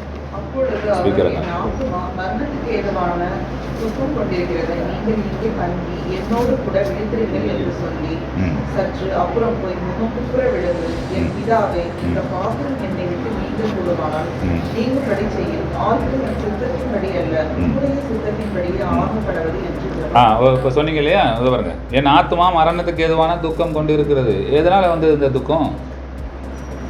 அவர் வந்து அப்படியே பவர்ஃபுல்லாக வந்து எல்லாத்தையும் பண்ணிட்டு போகிறாருன்னா துக்கமே வராது இல்லையா? இல்லையா? எதுக்கு துக்கம் வந்திருக்கு? இந்த ஜனங்களுடைய துரோகத்தை நினச்சி, அந்த ஜனங்கள் ஓடி போனதை வச்சு இல்லையா, இந்த ஜனங்கள் ரிஜெக்ட் பண்ணுறதை வச்சு, இந்த ஜனங்கள் அறியாமையில் செய்கிறாங்களே அப்படின்றத நினச்சி துக்கம் பண்ணுறாரு. சரிங்களா? அப்படி படிங்க 40ஆம் வசனம். பின்பு அவர் சீஷர்களிடத்தில் வந்து அவர்கள் நித்திரை பண்ணுகிறதை கண்டு பேதுருவை நோக்கி, நீங்கள் 1 மணி நேரம் என்னோடு கூட இது எதிர்பார்ப்பு இல்லையா? இங்கே பாருங்கள், சகோதர சகோதரிகள் படிங்க, வசனம் எடுத்து படிங்க. 1 மணி நேரமாவது என்னோட நீங்கள் விழித்திருக்கக்கூடாதா? இது எதிர்பார்ப்பு இல்லையா? அவரோட எதிர்பார்ப்பு தானே. 1 மணி நேரமாவது என் கூட இருங்க அப்படின்றார். சரிங்களா? அப்படிப்பட்டவங்க தான் சிலுவையிலே விட்டுட்டு ஓடி போயிட்டாங்க. இங்கேயே அவங்க தூங்கிட்டாங்க. 1 மணி நேரமாக என் கூட இருக்கக்கூடாது. இந்த 1 மணி நேரமும் சேர்த்து தான் அந்த கடைசி 14 மணி நேரம். அன்பான சகோதர சகோதரிகள், சரிங்களா? இந்த 1 மணி நேரம் இங்கே இருந்திருக்காரு, இதையும் சேர்த்து தான் பாடுகள் 14 மணி நேரம். அப்போ இதாவது இருக்கக்கூடாதுன்றார். அப்போ அதுவும் இல்லை. எக்ஸ்ட்ரீம் ஒரு என்ன படித்தோம் ஃபஸ்ட்டு சங்கீதத்தில் படித்தோம், அவர் என்ன பண்ணிடுறாங்க? அசட்டை பண்ணப்பட்டார். சுத்தமாக அசட்டை பண்ணிடுறாங்க. அது எப்போ சகோதரி? எப்போ அது எப்போ லிங்க் பண்ணுறது? அது எப்போ? அது எப்போ? அதெல்லாம் அதான் பேசிகிட்டு இருக்கோம். நம்ம கடைசி 14 மணி நேரம் பேசிகிட்டு இருக்கோம். 14 மணி நேரம் நம்ம பாடுகள், கிறிஸ்துவ பாடுகளை தியானிச்சிட்ருக்கோம். சரிங்களா? அது உயிர்த்ததுக்கு அப்புறம், பெந்தகோஸ்து நாளுக்கு அப்புறம், அவங்க பரிசுத்த ஆவியை பெற்றதுக்கப்புறம், ஓகே, அந்த ப்ராசஸில் நாம போகணுன்றது தான் அந்த பாடமே வழிய அவங்கள குறித்து நமக்கு இல்லை. சரிங்களா? சரி, இப்போது உச்சகட்ட துக்கத்துக்குள்ளேயும், ஒரு மென்டல் அகானிக்குள்ளேயும், ஒரு மென்டல் ஸ்ட்ரெஸ்ஸுக்குள்ளேயும் கிறிஸ்துவை தேவன் கொண்டு போகிறார். சரிங்களா? சரி, அதில் எப்படி இந்த நினச்சி பாருங்களேன், இதில் எங்கேயாவது அந்த சீஷர்களை, ஜனங்களை தேவனுடைய திட்டத்துக்கு எதிராக நிந்திச்சு இருந்தார்னா என்ன ஆயிருக்கும்? நடந்துரும். அப்படிதானே? கிறிஸ்து ஏதாவது நிந்திச்சாருன்னா அது நடந்து போயிருக்கும். ஆனால் என்ன ஆயிருக்கும்? தேவ திட்டம் அப்படியே கொலாப்ஸ் ஆகிருக்கும். சரிங்களா? டோட்டலாக எல்லாமே. அதனால தான் கிறிஸ்து என்ன பண்ணுறாரு? கடைசி வரைக்கும் வாய் மூடி அங்கே மௌனிக்கிறார். சரிங்களா? படிங்க சங்கீதம் 69 17 18. சங்கீதம் 69 17 18. உமது முகத்தையும் உமது அடியனுக்கு மரியாதையும், உமது முகத்தை உமது அடியனுக்கு மரியாதையும் நான் வியாகுலப்படுகிறேன். எனக்கு தீவிரமாய் செவி கொடுத்தரும். நீர் என் ஆத்துமாவின் இடத்தில் வந்து அதை விடுதலை பண்ணும். என் சத்துருக்கள் நிமித்தம் என்னை மீட்டு விடும். பாருங்க, தேவன்கிட்ட கேட்குறாரு. அப்படித்தானே? என் சத்துருக்கள் நிமித்தம். அப்போ எதுக்கு யாரை மீட்டு எடுப்பாங்க? யாரை மீட்டு எடுப்பாங்க? அது தூக்கி விடுறது. மீட்டு எடுக்கிறதுன்றது இப்போ கடத்தி கொண்டு போய் வச்சுருப்பாங்கல்ல, அப்படியே அட்மாஸ்பியர் வேறு அட்மாஸ்பியரில் இருக்கும். கொடுமைப்படுத்துவாங்க. அங்கே ஒரு மென்டல் ஃபிசிக்கல் ஸ்ட்ரெஸ் எல்லாத்துலேயும் இருக்கிறவங்கள தான் என்ன பண்ணுவாங்க? மீட்டெடு. அந்த மாதிரி ஒரு ஸ்ட்ரெஸ்ஸுக்குள்ளே தான் இப்போ கிறிஸ்து இருக்கார். அதான் சொல்கிறார், என்னை மீட்டெடும். இன்னொரு சங்கீதத்தில் சொல்கிறாரு, சங்கீதம் 88 3 4, என் ஆத்மா துக்கத்தால் நிறைந்திருக்கிறது, என் ஜீவன் பாதாளத்திற்கு சமீபமாய் வந்திருக்கிறது. கிட்டத்தட்ட போச்சு, முடிஞ்சு போச்சு, கீழான நிலைமைக்கு போயிட்டேன். அவ்வளோ ஒரு ஸ்ட்ரெஸ்ஸுக்குள்ளே போயாச்சு. நான் குழியில் இறங்குகிறவர்களோடு எண்ணப்பட்டு பலனற்ற மனுஷனை போலாம். சுத்தமாக என்ன போயிடுச்சு அவருக்கு? ஃபிசிக்கல் ஸ்ட்ரென்த்தும் போயிடுச்சு, மென்டல் ஸ்ட்ரென்த்தையும் அங்கே லூஸ் பண்ணிட்டே வர்றார். 2 இதுக்குள்ளேயும் சாரோக்குள்ளேயும் அவர் கிறிஸ்து போயிட்டார். என்ன சொல்கிறார்? அவரே தான் சொல்கிறார், பலனற்ற மனுஷனை போகலாமே அப்படின்றது. சரிங்களா? அன்பான சகோதர சகோதரிகளே, ஸோ சங்கீதம் இந்த 69, சங்கீதம் 22, ஏசாயா 53, இதெல்லாம் கிறிஸ்துவோடைய கடைசி கால பாடுகள் குறித்தே ஸ்பெசிஃபிக்காக எழுதி வச்சிருக்கிற தேவ வசனங்கள், தேவ அதிகாரங்கள். இதெல்லாம் அடிக்கடி நீங்கள் தியானிக்குமாறு அன்புடன் கேட்டுக்கொள்கிறேன். ஏசாயா 53 10 11. ஏசாயா 53 10 11.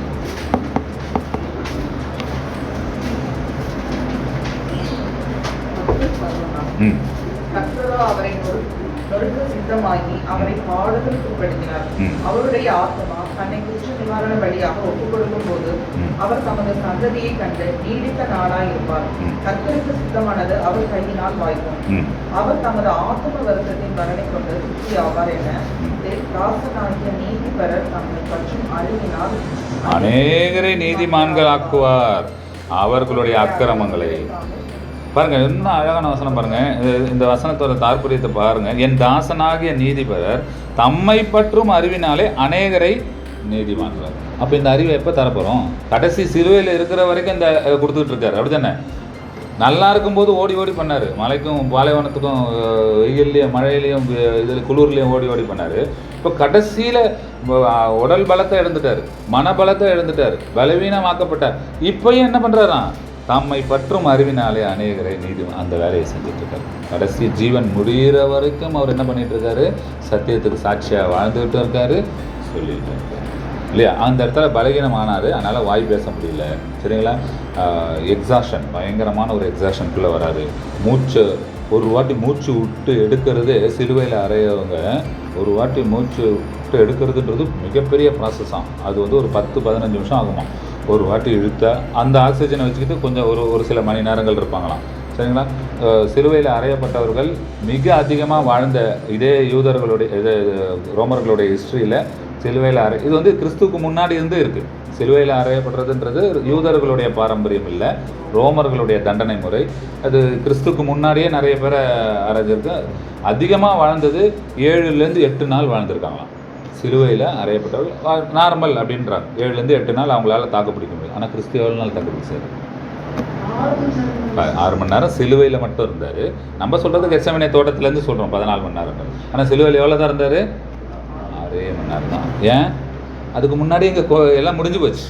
சரீரம் முழுக்க முடிஞ்சு போச்சு, இருதயம் முடிஞ்சு போச்சு, எல்லாம் முடிஞ்சு போச்சு. அதனால தான் அவரால் என்ன பண்ண முடியல? 6 மணி நேரம். சாதாரண ஒரு மனுஷன் எவ்வளோ நேரம் இருந்திருக்கான்? 7 நாள்.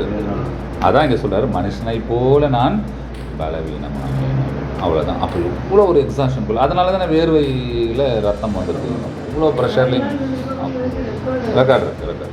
சரிங்களா? நார்மல் ரோமன் ஹிஸ்ட்ரியில். சரிங்களா? அவ்வளோ காலங்கள் அதான் அவரால் தாக்க பிடிக்க முடிஞ்சது. ஸோ இந்த இடத்துல தேவ பலம், கிறிஸ்து ஒரே நேசகுமாரன் அவர் 7 நாள் இல்லை 70 நாள் இல்லை 70 வருஷம் கூட சிலுவையில் ஜாலியாக இருக்கலாம். அதுக்கு வரல. சரிங்களா? மனுஷனுக்கு பாடுகளை காட்ட வந்திருக்காரு, பலி செலுத்த வந்திருக்காரு. சரிங்களா? சரி, 8:1 அதுலேயே 8:9 படிங்க. நியாயத்திலிருந்து அவர் எடுக்கப்பட்டார். அவருடைய வம்சத்தை யாரால் சொல்லி முடியும்? ஜீவனுடைய தேசத்திலிருந்து அறுப்புண்டு போனார். என் ஜனத்தின் மீறுதலின் நிமித்தம் அவர் வாதிக்கப்பட்டார். பாருங்க, அந்த வாதிப்பு எதனால வருதான்? இங்கே பாருங்க, அவங்க சரியில்லை, இவங்க கேட்கல, அவங்க பண்ணலை, இது பண்ணலை, இவங்க ஒத்துக்கல. எஸ், எல்லாம் வரதான் செய்யும். இதுதான் பாடுகள்ன்ற. இன்றைக்கி பாடுகள் நம்மளை யாரும் சிலுவையில் அறைய போகிறதில்ல, நம்மளை யாரும் துரோகம் பண்ண போகிறதில்ல, விட்டுட்டு ஓட போகிறதில்ல. சரிங்களா? ஏமாற்ற போகிறதில்ல.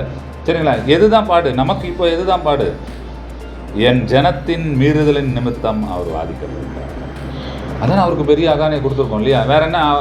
அந்த ஜனங்களால் இவருக்கு ஏதாவது பண விரயமா, இல்லை கோடி கோடியாக ஏதாவது நஷ்டமா? இல்லை, மீறுதல். அப்படி தான் இருக்கும். அப்போ நம்ம சொல்லும் பொழுது, சத்தியத்தை சொல்லும் பொழுது, ஜனங்ககிட்ட நம்மக்கிட்ட எதிர்பார்ப்பு இருக்கும், இதுபடி நடக்கணும். கட்டாயம் நடக்காது. அப்போது நமக்கு ஒரு ஸ்ட்ரெஸ் வரும். அந்த ஸ்ட்ரெஸ்ஸில் அவங்கள நம்ம சரியாக ஹேண்டில் பண்ண மாட்டோம். நிறைய பார்த்துருக்கேன். மிக லட்சக்கணக்கில் செலவு பண்ணி மீட்டிங்லாம் நடத்தியிருக்கோம். சரிங்களா? ஒரு 14 சகோதரிகள் மட்டும் ஒரு மீட்டிங் கேட்டுட்ருக்காங்க, திருத்துவம் வரைக்கும். சகோதரிகள் மட்டும் ஒரு இடத்துல அருமையாக போய்ட்டுருது. திருத்துவம் முடித்து அடுத்த நாள் மீட்டிங். திருத்துவத்தில் சில கேள்விகளை வைக்கிறோம். திருத்துவத்துக்கு அவங்களே வீட்டில் சமைச்சு பயங்கர கிராண்டாக கவனிச்சாங்க அந்த அன்பான சகோதரிகள் மட்டும். திருத்துவத்துக்கு அடுத்த வாரம் மீட்டிங். திருத்துவத்துலேருந்து 4 கேள்வி கேட்குறோம். சரிங்களா? அப்படியே ஆப்போசிட்டாக சொன்னாங்க. என்ன பண்ணியிருக்கணும் நம்ம? நாங்கள் என்ன தெரியுமா பண்ணோம்? இனிமேல் உங்களுக்கு சத்தியம் சொல்கிறது வேஸ்ட்டுன்னு சொல்லி மீட்டிங்கை க்ளோஸ் பண்ணிட்டு எழுந்து வந்தோம். மிகப்பெரிய தப்பு அன்றைக்கி நாங்கள் வாழ்க்கையில் பண்ணோம். சரிங்களா? நான் மட்டும் இல்லை, எங்களுடைய மூப்பர்கள், எங்களுடைய எல்லாரும் சேர்ந்தோம். நானும் அதில் பங்கு. நான் வந்து தப்பிச்சிக்கலாம் முடியாது. அப்புறமா கேள்வி கேட்டோம். ஆனால் அந்த நேரம் நானும் பங்கு வகிக்கிறேன். உங்களுக்கு சத்தியம் சொல்கிறதே வேஸ்ட்டு. உங்களுக்கு ஒரு அறிவும் கிடையாது, ஒரு ஞானமும் கிடையாது. இவ்வளோ சொல்லி நான் 6 மணி நேரம் திருத்துவம் சொல்லி மண்டையில் ஒன்றும் ஏறலை, வேஸ்ட் அப்படின்னு சொல்லி அப்படியே அப்பட்டமாக மீட்டிங்கை ட்ராப் பண்ணிட்டு எழுந்து வந்தாச்சு. கிட்டத்தட்ட 3 மாதம் உழைப்பு, அந்த 3 மாதம் சத்திய உழைப்பு. அதற்கு ஆயத்தப்படுத்துறது அதுக்கு முன்னாடி ஒரு 3 மாதம் பண விரயம் எல்லாம் ஒன்றும் இல்லை. தேவன் பணம்லாம் ஒன்றும் பெருசு, நான் அதுக்கு பெருசாக சொல்லலை. இதற்காக நம்மளுடைய அந்த அறிவில், சிற்று அறிவில் பொறுமையாக இருந்திருந்தால் அதுலேருந்து எத்தனையோ பேர் சத்தியத்தை கேட்டு வந்திருக்கலாம். அப்போது நம்மளுடைய மாம்சத்தில் எந்த முடிவும் எடுக்கக்கூடாதுன்றது மிகப்பெரிய ஒரு பாடமாக அது மாதிரி நிறைய விஷயங்கள் நடந்தது. சரிங்களா? நிறைய மீட்டிங் நடந்துடும். மாம்சத்தில் எந்த முடிவும் எடுக்கக்கூடாது. அப்படியா? அவங்க கஷ்டப்படுத்துகிறாங்களா? கஷ்டப்படுதா? எஸ், ஸ்டில் அண்டர் போய் படுவோம், அவ்வளோதானே. இதில் என்ன இருக்குது? கடைசி வரைக்கும் தான் பார்த்துருமே. காலில் இருக்க மண் உதறதுன்றது எக்ஸ்ட்ரீம் முடிவு. அது வரைக்கும் இவ்வளோ பாடுகளை நம்ம பட போகிறது இல்லையே. இந்த பாடுகளை நம்ம பற்ற போகிறோம் இல்லையே. கொஞ்சம் கஷ்டமாக இருக்கும், வலி இருக்கும், ஒரு மாதிரி இருக்கும், கோவம் வரும், எல்லாம் வரும். ரைட், விட்டு போயிட்டே இருக்கும். திரும்ப திரும்ப சொல்லுவோமே, பண்ணுவோமே. சரிங்களா அன்பான சகோதரர்? இதுதான் கிறிஸ்துவ சத்தியத்தின் நிமித்தம் வரக்கூடிய பாடுகள், சத்தியத்தின் நிமித்தம் வரக்கூடிய கிரியைகள், எதிர்பார்க்குற கிரியைகள். அதை தொடர்ச்சியாக நம்ம பண்ணோம். துன்மார்க்கரோடே அவருடைய பிரேத குழியை நியமித்தார்கள். ஆனாலும் அவர் மரித்தபோது ஐஸ்வர்யனானோடே இருந்தார். அவர் கொடுமை செய்யவில்லை. அவர் வாயில் வஞ்சனை. கட்டாயமாக நமக்கு வாயிலையும் வஞ்சனையும் இருக்கக்கூடாது, யாரையும் வஞ்சிக்கவும் கூடாது, யாரையும் திட்டவும் கூடாது, யாரையும் நியாய தீர்ப்பும் செய்யவும் நமக்கு அதிகாரம் இல்லை. சத்தியத்தின் அடிப்படையில் தாராளமாக நம்ம உள்ளதே உள்ளதுன்னு சொல்லலாம். சத்தியம் சொல்லிட்டு இருக்கும்போது இல்லைங்க அது அப்படிங்கன்னா இதுதான் வேதம் சொல்லுது. நீங்கள் ஏற்றுக்காத உங்கள் இஷ்டம். உங்களுக்காக நான் காம்ப்ரமைஸ் பண்ண முடியாது. இதில் நம்ம ரொம்ப அத்தாரிட்டேட்டிவாக தாராளமாக பேசலாம். அதில் தப்பே கிடையாது. அவங்கள நியாய தீர்ப்பு. இதை நீ ஏற்றுக்கலன்னா நீ நாசமாக போயிடுவேன். இதை நீ ஏற்றுக்கலைன்னா உன் குடும்பம் விளங்காது, உன் பிள்ளை படிக்க மாட்டான், நீ இதாகிடுவேன். அதெல்லாம் நம்மளுடைய இன்றைக்கி அதுதான் விசுவாசம் இல்லையா? இந்த விசுவாசத்தில் நீ கட்டுப்படல, என்னோட சபையில் இந்த விசுவாசத்தில் நீ கட்டுப்படலைன்னா அவ்வளோதான், உன் குடும்பம் நாசமாக போயிடும். இன்றைக்கி அந்த கொடுப்பாரு, அவ்வளோதான். மழையை பொழிய வைக்கிறது உடனேவா நடக்கும்? இல்லை. விதை நடுறது ஒருத்தர், மழை அது விளைய வைக்கிறது இன்னொருத்தராக கூட இருக்கலாம்ல. ஸோ நம்மளுடைய சரி 3வது ஸ்டேஜுக்குள்ளே போகிறார். சரிங்களா? முதல் என்னது? ஃபிசிக்கல் எக்ஸர்ஷன், உடல் சோர்வுக்குள்ளே, விடாய்த்தலுக்குள்ளே போனார். அப்புறம் மென்டல் அகானிக்குள்ளே போகிறார், மென்டல் சாரோக்குள்ளே போனார். இப்போது உண்மையாகவே ஃபிசிக்கல் வயலன்ஸ்குள்ளே போகிறார். சரிங்களா?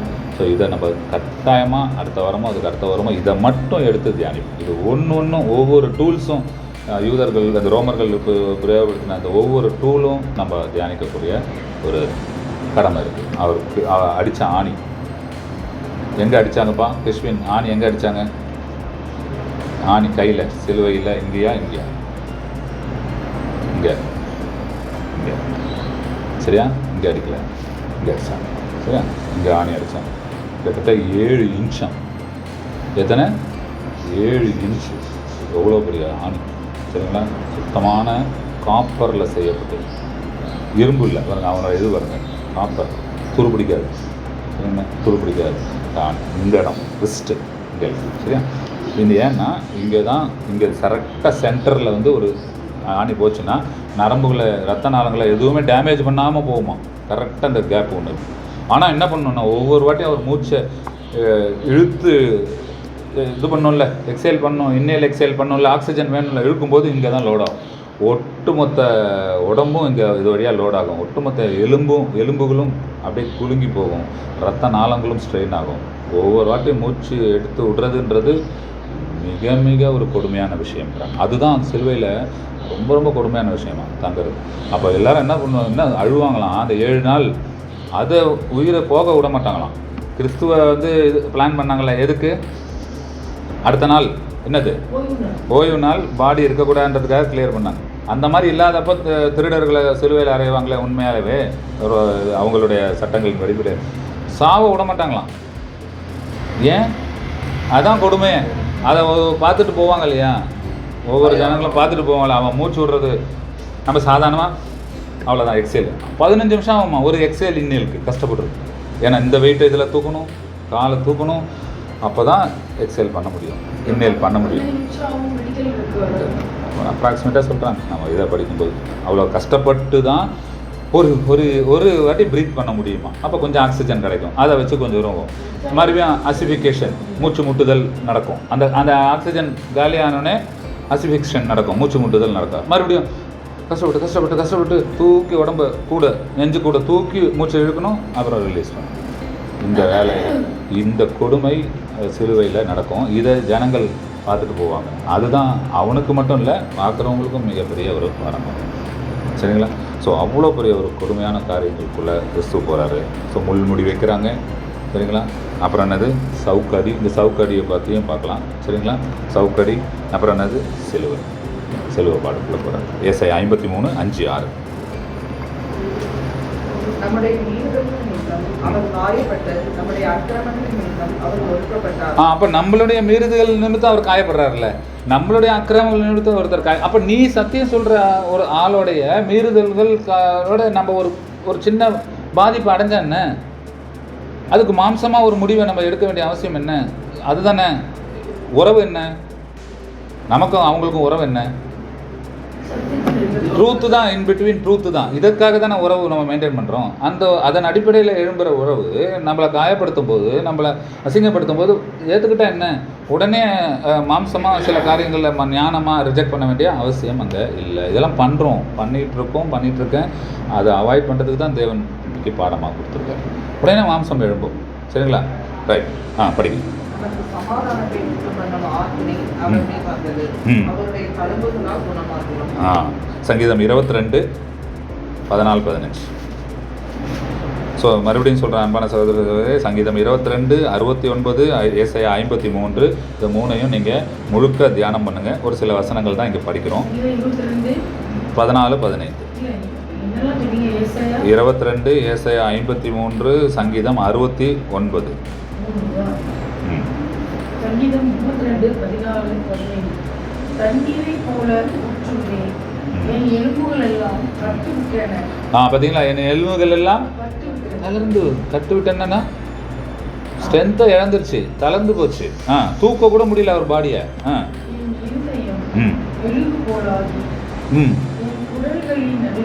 பாருங்க எவ்வளோ வருங்க. இங்கேயும் தாவீது அவருடைய அந்த எக்ஸ்ட்ரீம் சோகத்தை சொல்கிறத கூட தாவீது என்ன யூஸ் பண்ணுறாரு?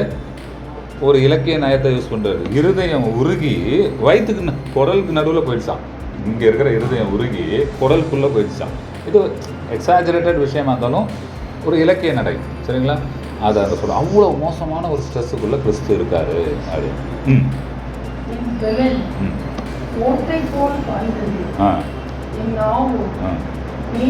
இது உண்மையாகவே ஃபீல் பண்ணியிருக்கீங்களா? எத்தனை பேர் ஃபீல் பண்ணியிருக்கீங்க?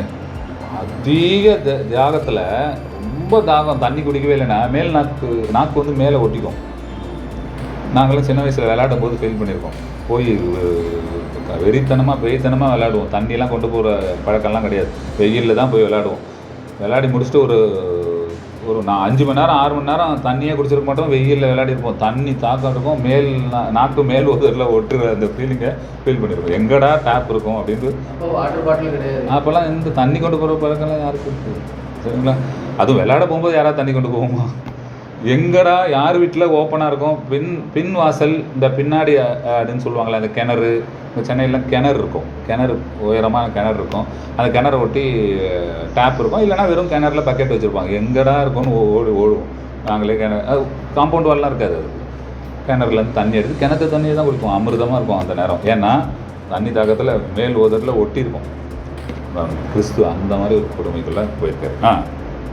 என் பெலன் ஓட்டை போல் பாய்ந்தது, என் நாவு மேல் வாயோடே ஒட்டி கொண்டது.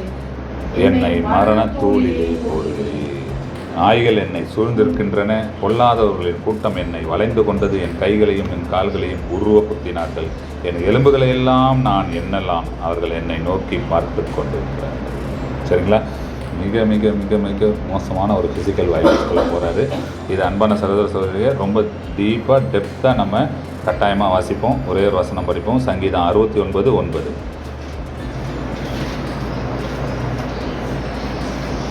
உம்முடைய வீட்டை குறித்து படிங்க. உம்முடைய வீட்டை குறித்து உண்டான பக்தி வைராக்கியம் என்னை பட்சித்தது, விதிக்கிறவருடைய சின் என் மேல் விழுந்தது. இதை தான் நம்ம தாங்கணும் அன்பான சகோதரர்களே. உம்மை நிந்திக்கிறவர்களுடைய நிந்தனைகள் என் மேல் விழுந்தது. நான் எதுவுமே என் மேலே தூசி கூட படக்கூடாது, ஆனால் தெளிவாக அப்படியே சட்டையில் கரப்படாமல் போய் சத்தியம் சொல்லிட்டு வரணும். எனக்கு இருதயத்தில் ஒரு கூட ஏதாவது சந்தோஷமாக மகிழ்ச்சியாக இருக்கணும் அப்படின்னா வேலைக்காக நம்ம சத்தியம் சொல்ல போகல, அவங்க கூட ஜாலியாக ஃபன் பண்ணிட்டு வரதுக்கு தான் போகிறோம்னு அர்த்தம். கட்டாயமாக இருதயம் கலப்பு வீக்கானாகும், ஒரு ஸ்ட்ரெஸ்ஸுக்குள்ளே போகும். நினச்சி பாருங்களேன், நமக்கு அப்படியே ஆப்போசிட்டாக இருக்கிற ஒரு கூட்டத்துக்கு நம்மளை கொண்டு போய் விட்டா எப்படி இருக்கும்? ஒன்றுமே பண்ண வேண்டாம், ஜஸ்ட்டு கொண்டு போய் நிறுத்தினா போதும். உங்களுக்கு அப்படியே எதிரியாக இருக்காங்க, அதான் அப்படியே எதிரியாக இருக்காங்க. அப்படி நம்ம கொண்டு போய் நிறுத்தினா போதும், படப்படப்பு வந்துடும். அப்படியே அவங்கள ஒரு அவங்க ஒன்றும் பண்ண மாட்டாங்க, ஒன்றும் பண்ண கூட மாட்டாங்க. நம்மளா ஒரு இது இருக்கிற படப்படப்பு வந்துடும். வேர்த்து கொட்டும், அவன் என்னை பார்க்குற மாதிரியே இருக்குது, எதாவது பண்ணுவானோ அப்படின்ட்டு இருக்கும். அவ்வளோ ஸ்ட்ரெஸ்ஸுக்குள்ளே வந்துடும். சரிங்களா? ரோமருக்கு எழுதின நிருபம் 15ஆம் அதிகாரம் 3ஆம் வசனம். கிறிஸ்துவும் தமக்கே பிரியமாய் நடவாமல், அன்பான சகோதர சகோதரிகளே, இதுதான் காலியுடைய உச்சகட்டம். தமக்கே பிரியமாய் நடவாமல் உம்மை நிந்திக்கிறவர்களுடைய நிந்தனைகள் என்மேல் விழுந்தது என்று எழுதியிருக்கிறபடியே நடந்தார். அப்போ அவரோட ஆளுகை செய்யணும்னா என்ன பண்ணணும்? அவர் நடந்தபடியே அவரோட கூட பாடுகளையும் பண்ணணும். பாடோடைய ஒரு இது தான் என்னது? அவரோட கூட நம்ம ராஜ்யம் செய்யணும். அப்படின்னா கிறிஸ்துவும் தமக்கே பிரியமாய் நடவாமல், கிறிஸ்துவோட சரீரம் மட்டும் நமக்கு பிரியமாக நடந்துக்குமா? நடக்கக்கூடாது. நம்மளாம் ஒரு சரீரமாக காலி. அப்போ நாமளும் நமக்கு பிரியமாய் நடவாமல் உம்மை நிந்திக்கிறவர்களுடைய நிந்தனைகள் என்மேல் விழுந்தது என்று எழுதியிருக்கபடியே நடந்தார். சரிங்களா? அப்போது தேவனை நிந்திக்கிறதுக்கு நம்ம யாருக்கும் அலோவ் பண்ணக்கூடாது. நீ வேணா என்ன திட்டிக்கோ, என் தேவனையும் கிறிஸ்துவையும் நீ நிந்தனை செய்யக்கூடாது. அது மாதிரி நம்ம கிரியை இருக்கணும்னு சொல்கிறார். நம்ம அவங்கள நிந்திக்கிற மாதிரி உங்களுடைய கிரியைகளினாலே தேவனுடைய நாமம் அவமாக்கப்படுகிறது அப்படின்னு கிறிஸ்து சொல்கிற மாதிரி. அப்போ நம்ம போய் சத்தியம் சொல்கிற இடத்துல இப்போ நினச்சி பாருங்கள், அந்த சகோதரிகள் என்ன சொல்லியிருப்பாங்க? நாங்கள் வந்தோம்ல, உங்களுக்கெல்லாம் வேஸ்ட்டு, உங்கள் மண்டையில் மூளை இல்லை, உங்களுக்கு சத்தியம் சொல்கிறதே வேஸ்ட்டுன்னு வந்தோம்ல, அந்த சகோதரிகள் எங்களை குறித்து என்ன சொல்லியிருப்பாங்க? இவங்கெல்லாம் கிறிஸ்துவோட சாட்சியா, எவ்வளோ மேட்டுமையாக போகிறாங்க, இவங்கெல்லாம் சாத்தானோட சாட்சிகள்னு சொல்லியிருப்பாங்க கட்டாயம். சரிங்களா? இதுவே இல்லையே, இவங்க என்ன சத்தியம் சொல்லி என்ன? அப்போ எவ்வளோ நிந்திச்சிருப்பாங்க. கிறிஸ்துவையும் பிதாவாகிய தேவனையும் இன்டைரக்டாக எங்கள் கிரியையினால் நிந்திச்சிருப்பாங்க. அப்படி தானே? அப்போ என்ன பண்ண, எவ்வளோ பெரிய பாதிப்பு அவங்களால ஏற்படும். அந்த ஏரியா பக்கமே அதுக்கடுத்து மீட்டிங் போட்டாலும் ஆள் வரல. இந்த டைம் அவங்க ஏதாவது ஒர்க் பண்ணியிருப்பாங்க, சொல்லியிருப்பாங்களா இல்லையா? இப்போ நமக்கு பாதிப்பா, கிறிஸ்துவுக்கும் தேவனுக்கும் பாதிப்பா? நம்மளோட கிரியையினால் அவருக்கு தான் பாதிப்பு, அவங்க 2 பேருக்கு தான் பாதிப்பு. அவங்க நாமம் அங்கே அவமாக்கப்பட்டுச்சு, அவங்க நோக்கி வரக்கூடிய ஜனங்களை தடுத்து நிறுத்தினாங்க, நிறைய காரியங்களை. சரிங்களா? கடைசியாக ஒரு வசனம் படித்து முடிப்போம். அப்போஸ்தலர்கள் 3ஆம் அதிகாரம் 18ஆம் வசனம்.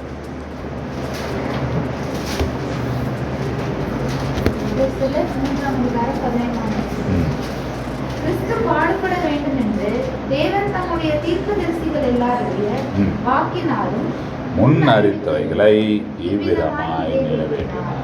பாருங்க, என்ன அழகாக பிளான் பண்ணி நிறைவேற்றுறாரு பாருங்க. எங்கேயாவது ஒரு கருணை இருந்ததா அவருக்கு, மனுஷனுக்கு? தம்முடைய ஒரே குமாரன், அப்படி தானே? சரி, கொஞ்சம் ரிலாக்ஸ் பண்ணிப்போம், பாவம் ரொம்ப பாடுபடுறாரு அப்படின்னு இதாக கருணை காட்டினாரா? எதுக்காக போன? நீ சத்தியத்துக்கு சாட்சி கொடுக்க. இதுதான் என் திட்டம், இதுதான் என் சத்தியம், இதுக்கு தான் சாட்சி கொடுக்க போனேன். அந்த இடத்துல என்ன ப்ரிவிலேஜ் இல்லை? நேசகுமாரன்ற ப்ரிவிலேஜ் இல்லை, இழந்துட்டார். என் கூட முகமுகமாய் பார்த்து பேசிகிட்டு இருந்த அந்த ப்ரிவிலேஜ் இல்லை, இழந்துட்டார். சரிங்களா? உலகத்தையே படைத்தார் அப்படின்ற அந்த பலம் வாய்ந்த ஒரு தேவனுடைய பிள்ளை அப்படின்ற அந்த எந்த வல்லமை உள்ள ப்ரிவிலேஜும் இல்லை, இழந்துட்டார். கடைசியாக இருந்த ஒரே ஒரு பலம் கிறிஸ்துவுக்கு, அவருடைய கம்யூனிகேஷன், அதையும். சரிங்களா? ஸோ ஒட்டு மொத்தமாக நிராகரிக்கப்பட்டார். யாரால்? ஜனங்களால் மட்டும் இல்லை, கடைசியாக பிதாவாலையும் நிராகரிக்கப்பட்டார். ஏன்னா அவருடைய கிரியையினால். சரிங்களா? இப்போ நாமளும் இந்த ஃபுட் ஸ்டெப்ஸை ஃபாலோ பண்ணியே ஆகணும். நம்மளோட கிரியின் அடிப்படையிலும் நம்மளுடைய சத்தியத்தை பகர்வது சொல்கிறது அடிப்படையிலும் ஃபாலோ பண்ணே ஆகணும். சத்தியத்தின் நிமித்தம் வரக்கூடிய பாடுகளை சந்தோஷமாகவும், சரிங்களா, சத்தியத்தின் நிமித்தம் வரக்கூடிய அவமானங்கள், அசிங்கங்களை right, they are eligible to do, அவங்க அறியாமல் இருக்காங்க, அப்படி தான் செய்வாங்கன்ற ஒரு மன முதிர்ச்சியிலையும் நம்ம ஏற்றுக்கிட்டு நம்மளுடைய ஓட்டத்தை ஓடி முடிக்க தேவன் தாமே ஆசீர்வதிப்பாராக. ஆமாம்.